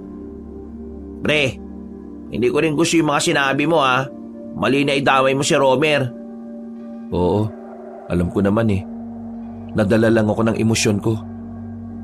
Alam kong mali ako pero pre, hindi ko na alam ang gagawin ko.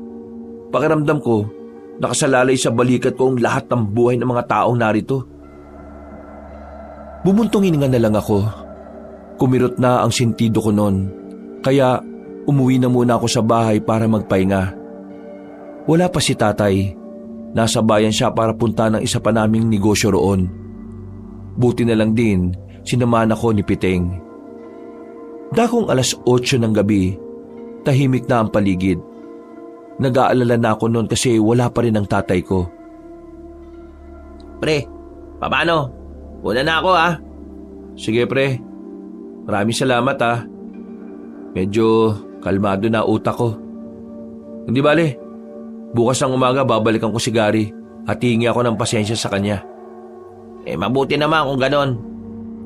Alam mo naman, matagal na tayo magkakaibigan, kaya dapat hindi tayo nakakasamaan ng loob.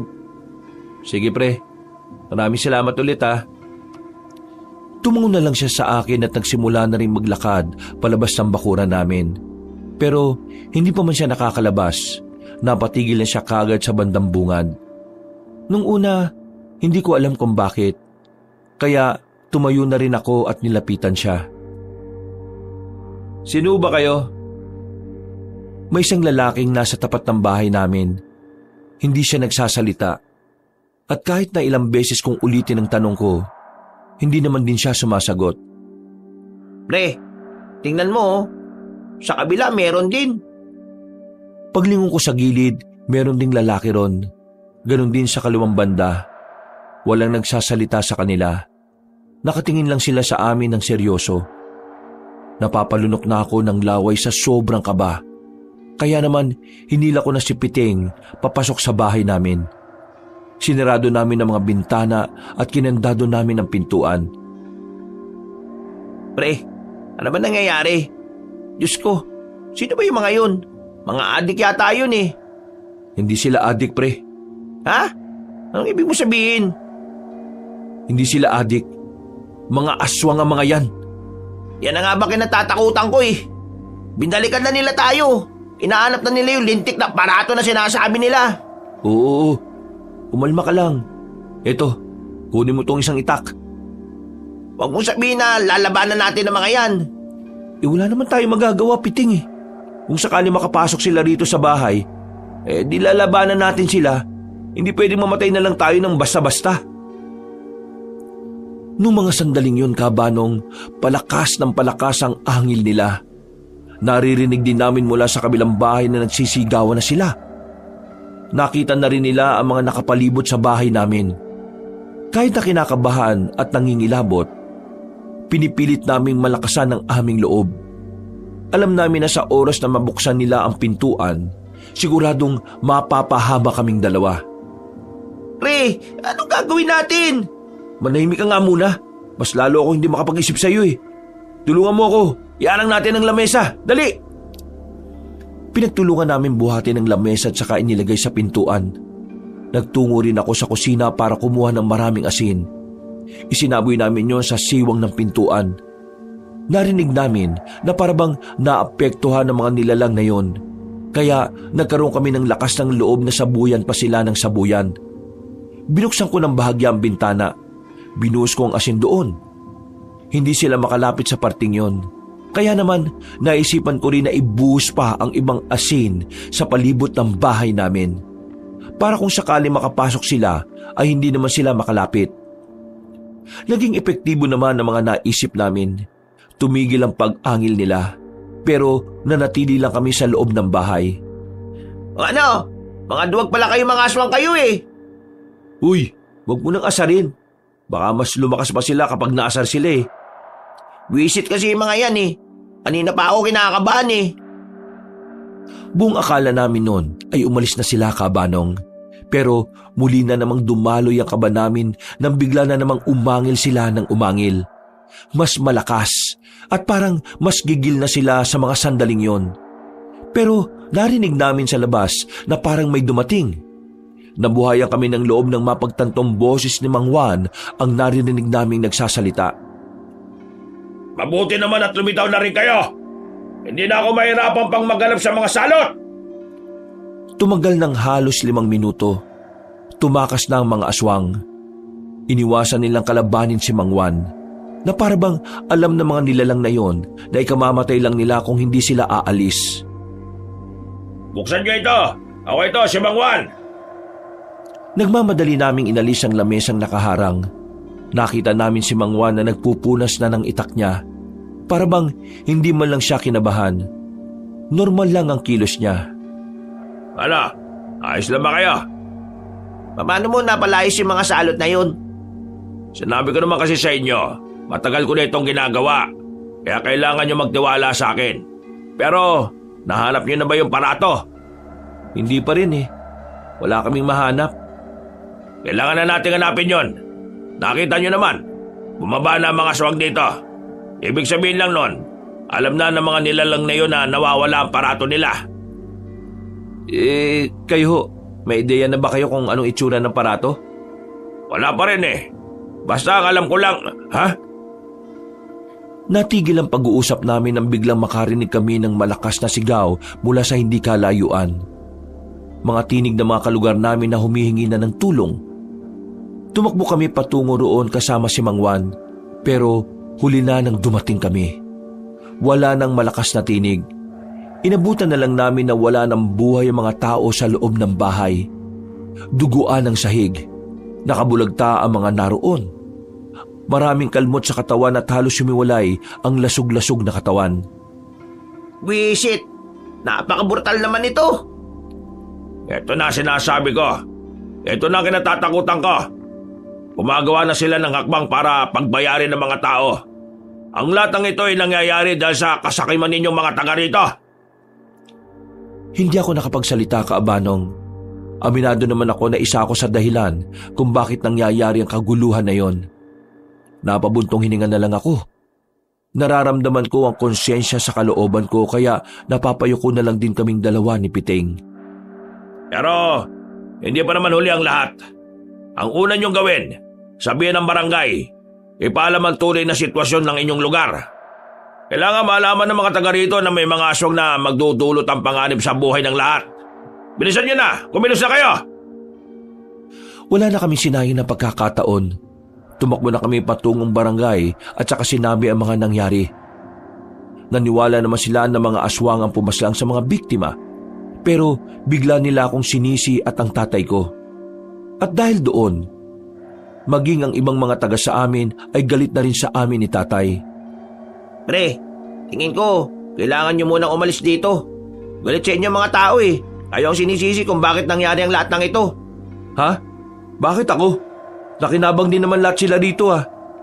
Kung saan na, hindi sila nakihati. Hindi naman sila babalikan ng mga aswang eh. Oo nga, nandun na tayo. May kasalanan nga rin sila. Kami. Pero pre, ang sinasabi ko, wala kang magagawa ngayon. Kahit ipaliwanag mo sa kanila, hindi kanila pakikinggan dahil galit sila sa'yo. Mapapahamak lang kayo ng tatay mo. Pero wala pa si tatay eh. Hindi ko alam kung anong nangyari sa kanya. Hintayin mo na lang siya sa bahay nyo. Kapag dumating ang tatay mo, saka kayo umalis. Magpalamig muna kayo sa ibang lugar. Masama ang kutob ko, pakiramdam ko, kayo ang pagbubuntanan ng mga tao rito eh. Tinapi ko na lang si Piting sa balikat. Naghiwalay na kami ng landas nang lumiko na kami sa isang kanto. Agad ako umuwi sa amin. Dismayado ako nang mapagtantong wala pa rin ang tatay ko. Hindi ako mapakali. Sobrang nag-aalala ko para sa ama ko. Sinimulan ko na nga rin mag-impake noon. Ay nako, bira naman si tatay oh. Kung kailan nangyayari ang lahat ng ito, saka naman hindi mahanap. Nang sumilip ako ulit sa labas, nakahinga na ako ng maluwag nang makita ang tatay ko na kapapasok lang ng bakuran. Bakas ang taranta sa mukha niya. Rico, ano nangyari? Bakit galit sa akin yung mga taong naroon sa bandang unahan? May inatake ang mga aswang, tay. Isang pamilya. Pinatay ng mga aswang ngayon. Galit sa atin ng mga tao dito sa atin. Tayo sinisisi nila eh. Sinasabi nila na kung hindi natin kinuha yung ginto, wala sanang ginto na paghahati-hatian. Abat, siraulo pala sila eh. Kung hindi sila nakiepal at kumuha ng daladala natin, di sana hindi sila madadamay. Di sana tayo lang ang nasa panganib ng mga buhay ngayon. At hindi na tayo mahirapan pang isipin kung kanino napunta yung aparato. Aparato ba yun? Aparato? Wala na tayong oras, tay. Kailangan na muna nating umalis dito bago pa sila makaisip na pagbayarin tayo. Tama, bakit naman tayo aalis? Wala naman tayo kasalanan, Rica. May kasalanan man tayo o wala, kailangan nating lumayo muna rito, tay. Wala na silang pakikinggan eh. Tayo ang sasaktan nila kasi tayo lang ang kaya nila. Mas uunahin pa nila tayo kaysa sa mga aswang. Mga siraulo. Teka, sandali lang. Bakit na naman? Yung mga ginto ko sa ilalim ng papag. Wag na. Sapat na yung meron tayo. Umalis na tayo. Wala nang nagawa ang tatay ko nang hawakan ko siya sa braso at sapilitan ko siyang hinila palabas ng bakura namin. Baka sa mukha niya ang panghihinayang, pero hindi ko na talaga hinayaang dalhin niya pa ang mga gintong hindi naman talaga sa amin. Pero habang naglalakad kami palabas ng baryo namin, nakita kami ng mga kalugar namin. Alam nilang aalis kami, kaya inalarma na nila ang iba pa naming kabaryo. Buwisit, tay! Takbo na! Birang buhay naman ka,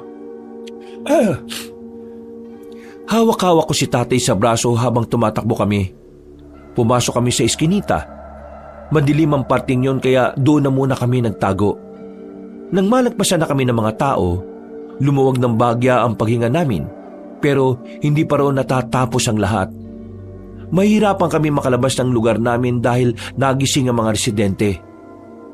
Kasalanan ko to eh. Tay, hindi to ang tamang oras para magsisihan. Tulungan mo na lang ako makapag-isip kung paano tayo makakaalis dito. Halos 10 minuto rin kaming nakatago sa dilim sa parting yon.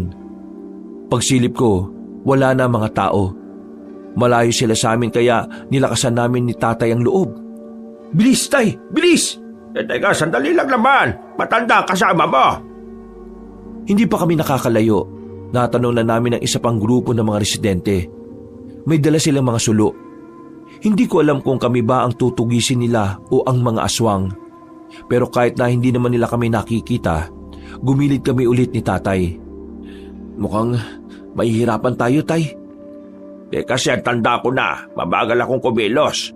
Kung ikaw na lang kaya mauna, anak. Ha? Hindi ko kayo iiwan, no? Bakit ko kayo iiwanan? Hindi pwede. Matanda na nga ako. Magiging pabigat lang ako sa magtakas mo. Wala akong pakialam kung magiging pabigat ka. Isasama kita kahit dalawa pa tayo mapahamak dito. Talagang hindi mo ako kayang iwan eh, no? Paano na lang kung mawala na ako? Paano ka na? Tay, matatanggap ko naman na kailangan kong mabuhay mag-isa balang araw. Pero hindi ko matatanggap kung mamamatay ka sa kamay ng mga kalugar natin. Mas lalo na sa kamay ng mga aswang. Kaya isasama kita kahit saan. Kung sa bagay, hindi mo nga ako iniwan kahit na wala akong shot at hindi pa ako nakakapaghugas ng puwet eh. Baho mo nga tayo nun eh. Buti nakahanap ako ng malapad na dahon. Nagawa pa naming matawan ng mga oras na yon. Pero naging seryoso kami ulit nang matanaw namin na parami na ng parami ang mga taong nagtitipon. Sinisigaw nila ang pagtugis sa mga aswang. Pero sinisigaw din nila ang paninisis sa amin ni tatay. Tama! Ang alin? Kailangan natin makita si Mang Juan. Eh, sino naman yon? Yung albularyo na tumulong sa amin kanina. Matutulungan niya tayo. Saan naman natin hahanapin yung taong yon? Bahala na. Basta tingin ko, nandito pa rin siya sa loob ng baryo natin, Tay. Paunahin kita makalis dito Magtago ka muna. Dalawang iniiwasan natin yung mga residente at ang mga aswang. Naintindihan niyo ba ako? Akala ko ba walang iwanan tapos mauuna ako? Kailangan ko nga munang hanapin si Mang Juan. Siya ang makakatulong sa atin para makapagtago muna. Kung wala na pala yung Juan na yun dito, ikaw naman ang mapapahamak. Hindi, malakas ang kutob ko na narito pa siya. Kailangan natin sumugal, Tay. Wala na ba talagang ibang paraan, anak? Nag-aalala ko sa iyo Wala na, Tay. Kaya magtiwala ka sa akin. Magagawa ko to. Sa ngayon, isipin muna natin kung paano tayo makakalabas ng baryo. Muli kong sinuyod ng tingin ang paligid. May mangilan-ngilan pa rin akong nakikita. Pero dahil medyo malayo sila sa amin at hindi rin naman nakatingin sa direksyon kung nasaan kami, muli kaming naglakas ng loob ng tatay ko. Marahang kaming naglakad papunta sa kabilang banda. Nang makalagpas kami ay binilisan namin ng takbo. Sabay tago ulit nang may makitang paparating. Anak! Oh, bakit, Tay? Nak, sa likod mo! Ano pong nasa likod ko, Tay? Nak, may aswang!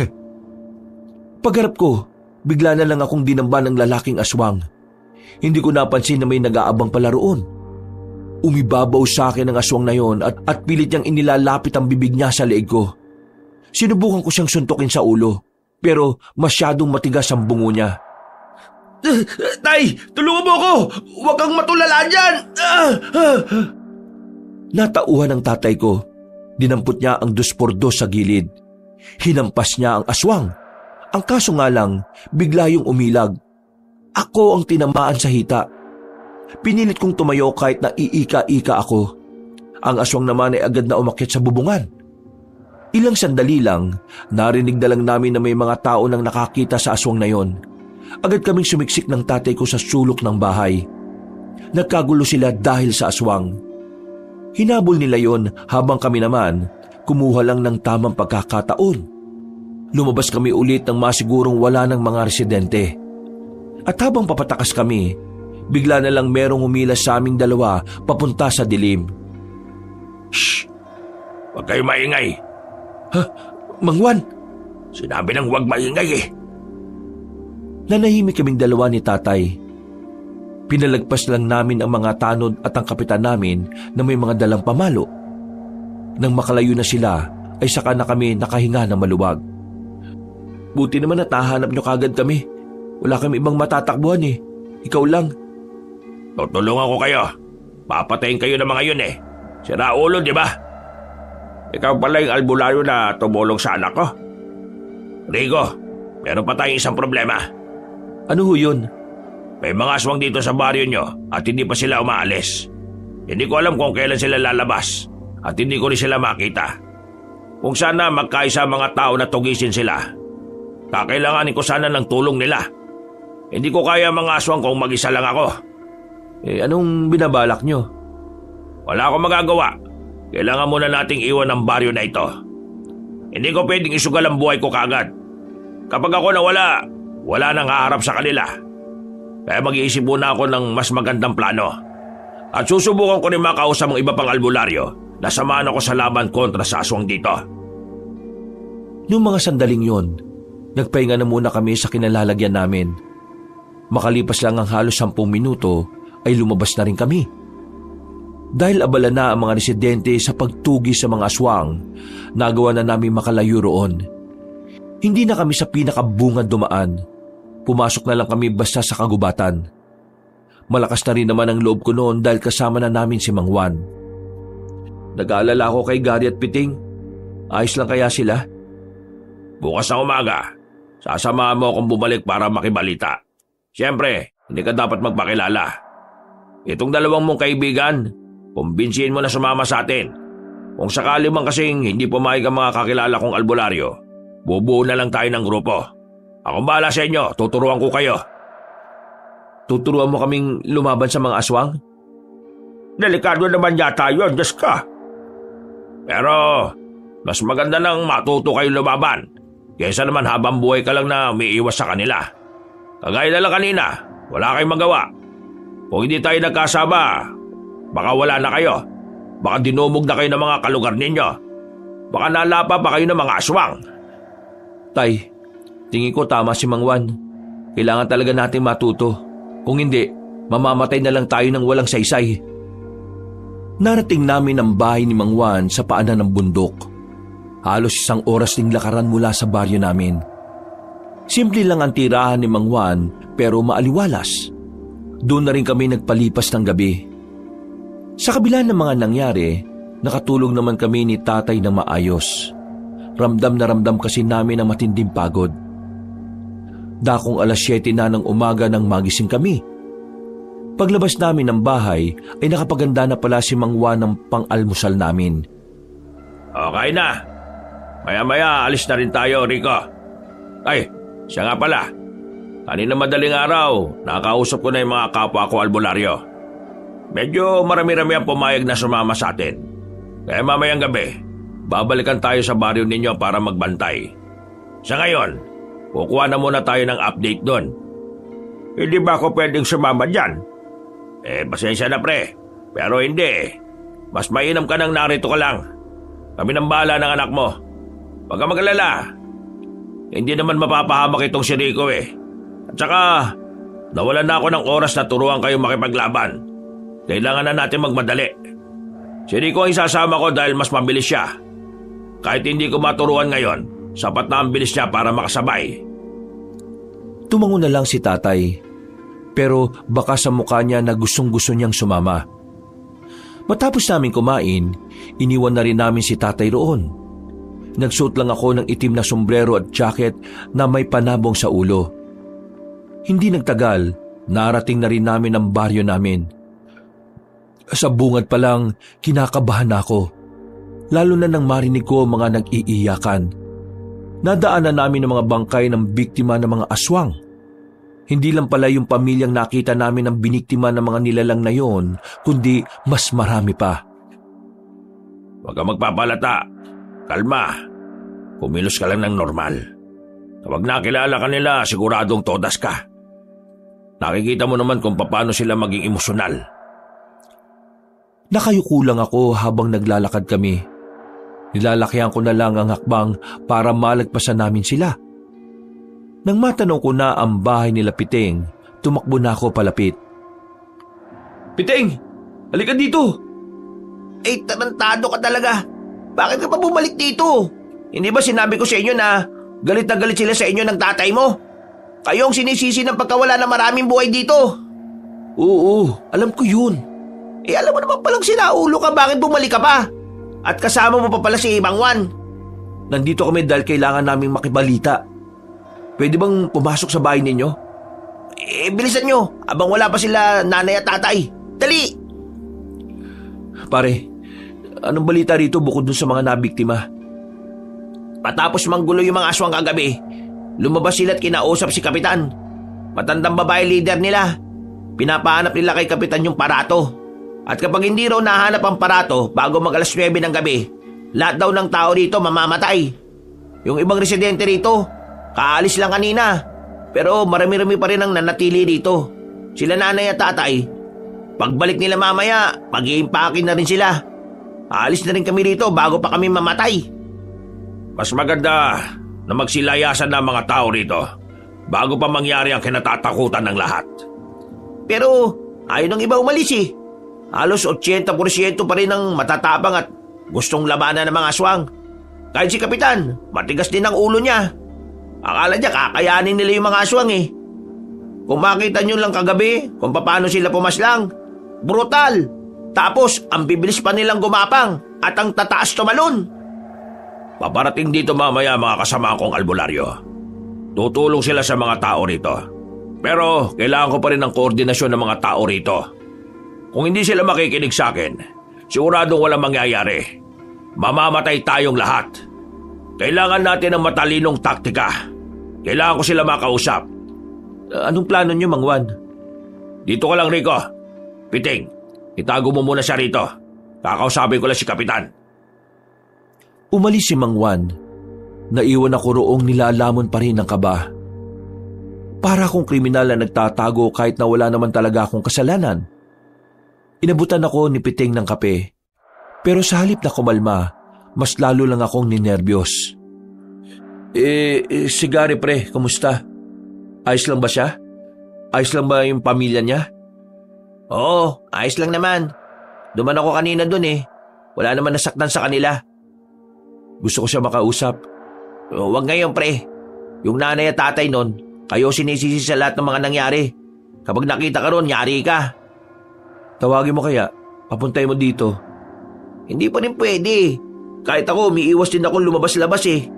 Alam ng mga tao na magkakaibigan tayo. Kaya yung iba, tinatanong ako kung alam ko kung nasaan ka. Ay nako, pasensya na pre ah.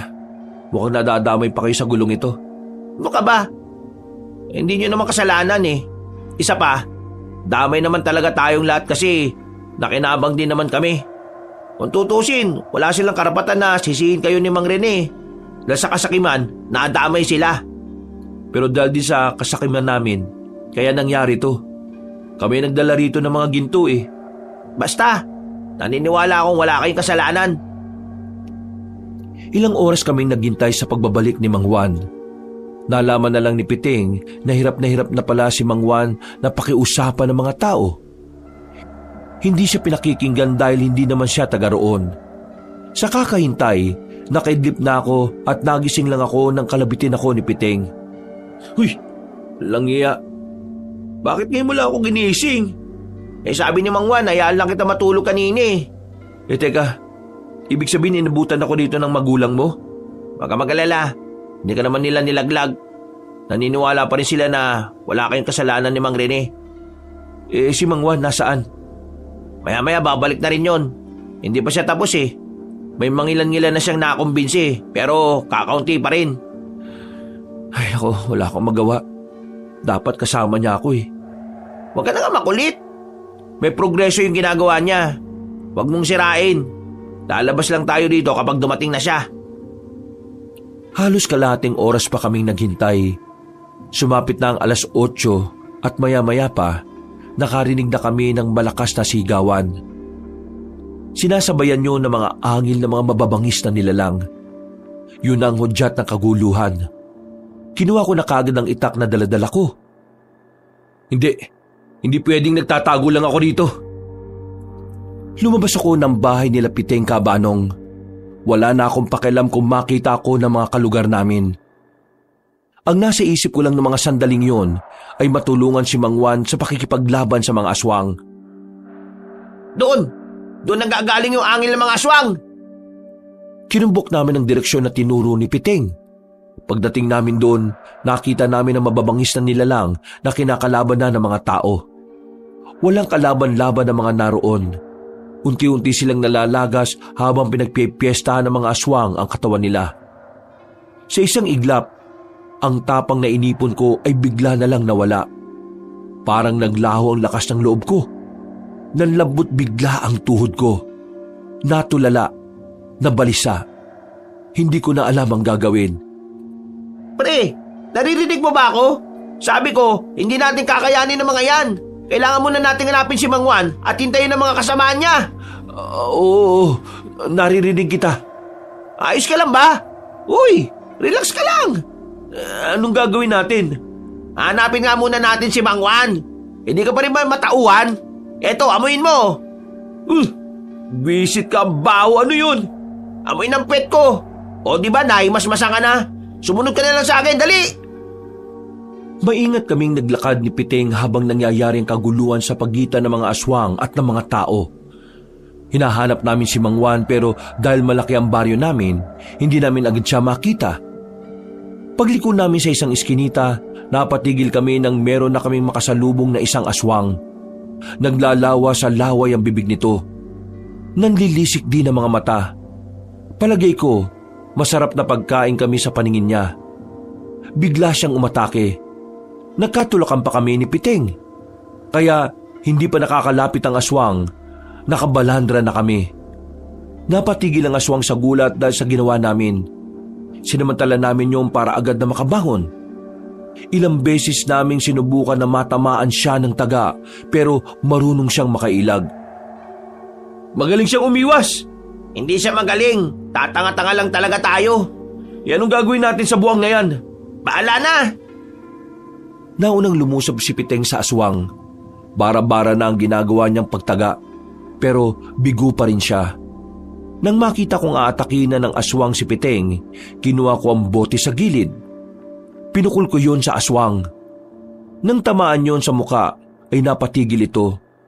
Nakakuha na ng pagkakataon si Piteng para mataga ang aswang.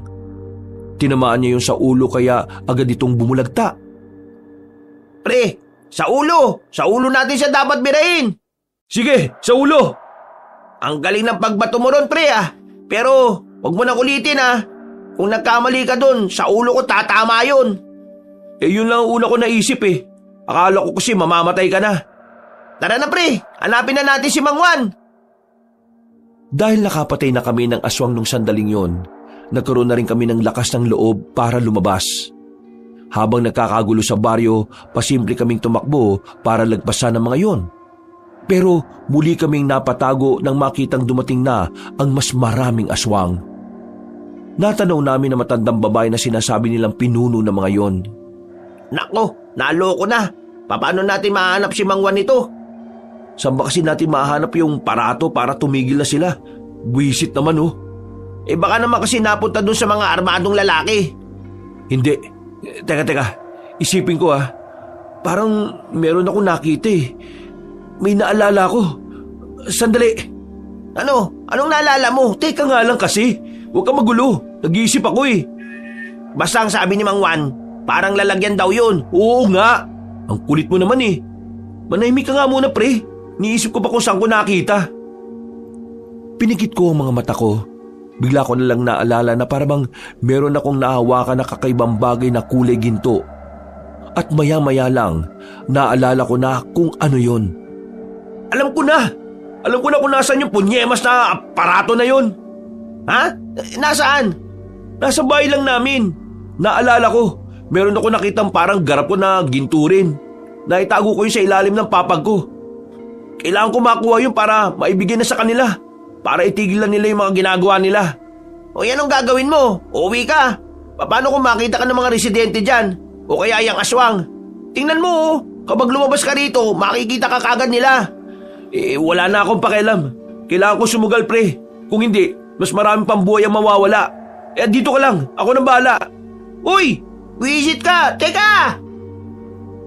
Wala nang nagawa si Piteng nang tumakbo na ako palabas sa pinagtataguan namin, Kabanong. Karipas ang ginawa ko para lang makarating agad sa bahay namin. Pero sa kasamaang palad, nakita ko ng mga aswang. Pati na rin ang matandang babae na pinuno ng mga aswang. Pero wala akong pakialam. Ang tanging nasa isip ko ay ang makuha ang parato at maibalik na sa kanila. Matagumpay ako nakarating at agad kong kinuha ang parato sa ilalim ng papag ko. Napangiti na lang ako kasi akala ko matitigil na ang kaguluhan. Palabas na sana ako ng bakuran nang biglang dumating ang matandang babae. Kasama niya ang iba pang aswang. Nanlilisik ang kanilang mga mata. Ramdam na ramdam ko sa kanila ang gigil. Huwag niyo ako sasaktan. Nakita ko na yung hinahanap niyo. Di ba ito yon? Parato ba ang tawag dito? Ito oh. Binabalik ko na. Paglapastangan sa kultura at paniniwalang espiritual ang ginawa niyong mga tao. Mga wala kayong moral. Teka lang. Hindi mo naman kailangan magalit. Ito na nga oh. Di ba ito naman ang dahilan kung bakit kayo narito? Ito na, kunin nyo na. Kahit ibalik mo ang parato, hindi nyo na may babalik ang sinira nyong dangal na mga namayapa naming mahal sa buhay. Niyurakan ninyo ang kanilang mga kaluluwa. Ninakawan, pinagsamantalahan at sinaktan nyo pa ang nagbabantay sa kanilang mga kaluluwa. Walang kapatawaran ang ginawa nyo. Tunay nga na mga tao ay tunay na mga demonyo. Teka, sandali. Hindi naman kami ang nagnakaw talaga eh. Nakuha lang naman namin yung mga kayamanan doon sa leader ng mga armado. Paano mo nasabi na hindi nyo ninakaw? Buong baryo nyo ang nakinabang. Hindi lang ito tungkol sa parato at sa mga kayamanan na kinuha nyo. Tungkol na ito sa pambabastos niyo sa aming lahi. Kaya humanda kayo ngayong gabi. Lalong-lalo ka na nagtago ng parato na yan. Pipira-pirasuhin ka namin. Mga kasama, paslangin niyo ang binatang yan! Nanigas na lang ako sa kinatatayuan ko nang makita kong palapit na sila sa akin. Para akong nilagnat sa sobrang takot. Buong akala ko kasi ay magiging maayos na rin ang lahat. Pero nagkamali ako. Napagilid ako nang makita kong may mga palasong tumarak sa mga aswang na nasa harapan ko. Kasunod noon ay nagpulasan na rin silang lahat. Pati ang matandang babae naghanap na rin ng mapagtataguan. Habang ako naman ay sumiksik lang sa gilid ng pintuan namin. Rico, ayos ka lang? Mang Juan? Wala nang silbi ang parato na yan.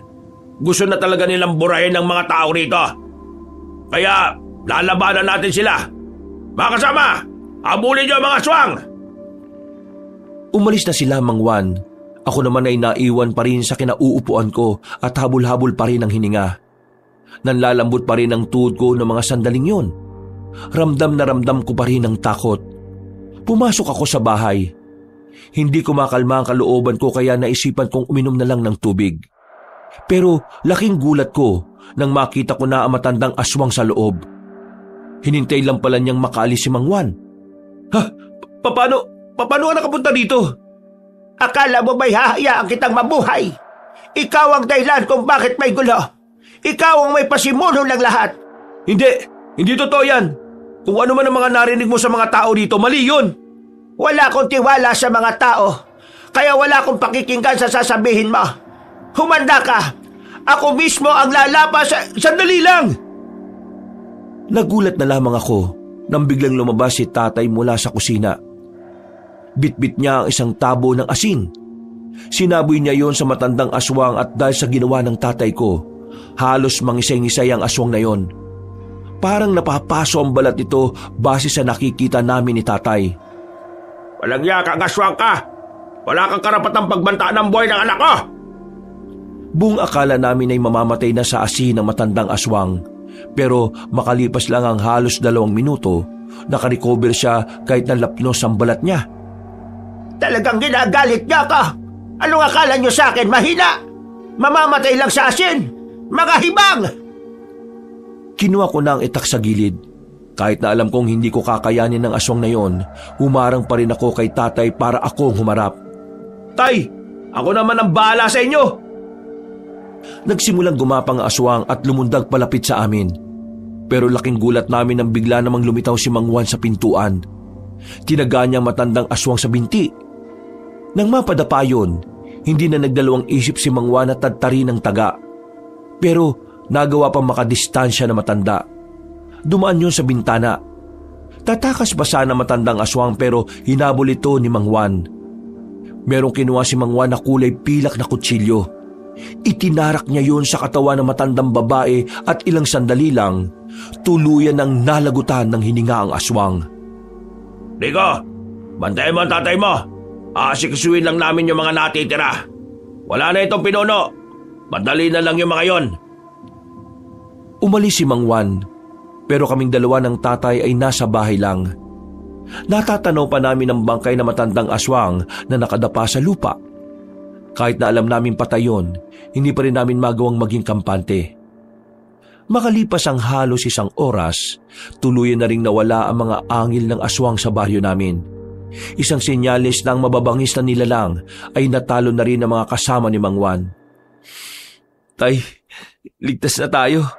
Wala na kayong dapat ipag-alala. Wala na ba mga aswang? Wala na. Nang masiguro nila Mang Juan na napulbos na nila ang mga nilalang na yon, binalikan na rin nila kami. Kasama na rin nila si Piteng. Kinaumagahan, nangangamoy sunog sa baryo. Sabay-sabay kasing sinilaban ng katawan ng mga aswang. Ang mga residente naman, hindi pa rin nila kami napapatawad. Kami pa rin talaga ang sinisisi nila. Kahit na anong paliwanag namin sa kanila, ay galit pa rin sila sa amin. Ang maganda nga lang sa nangyari, hindi na sila marahas.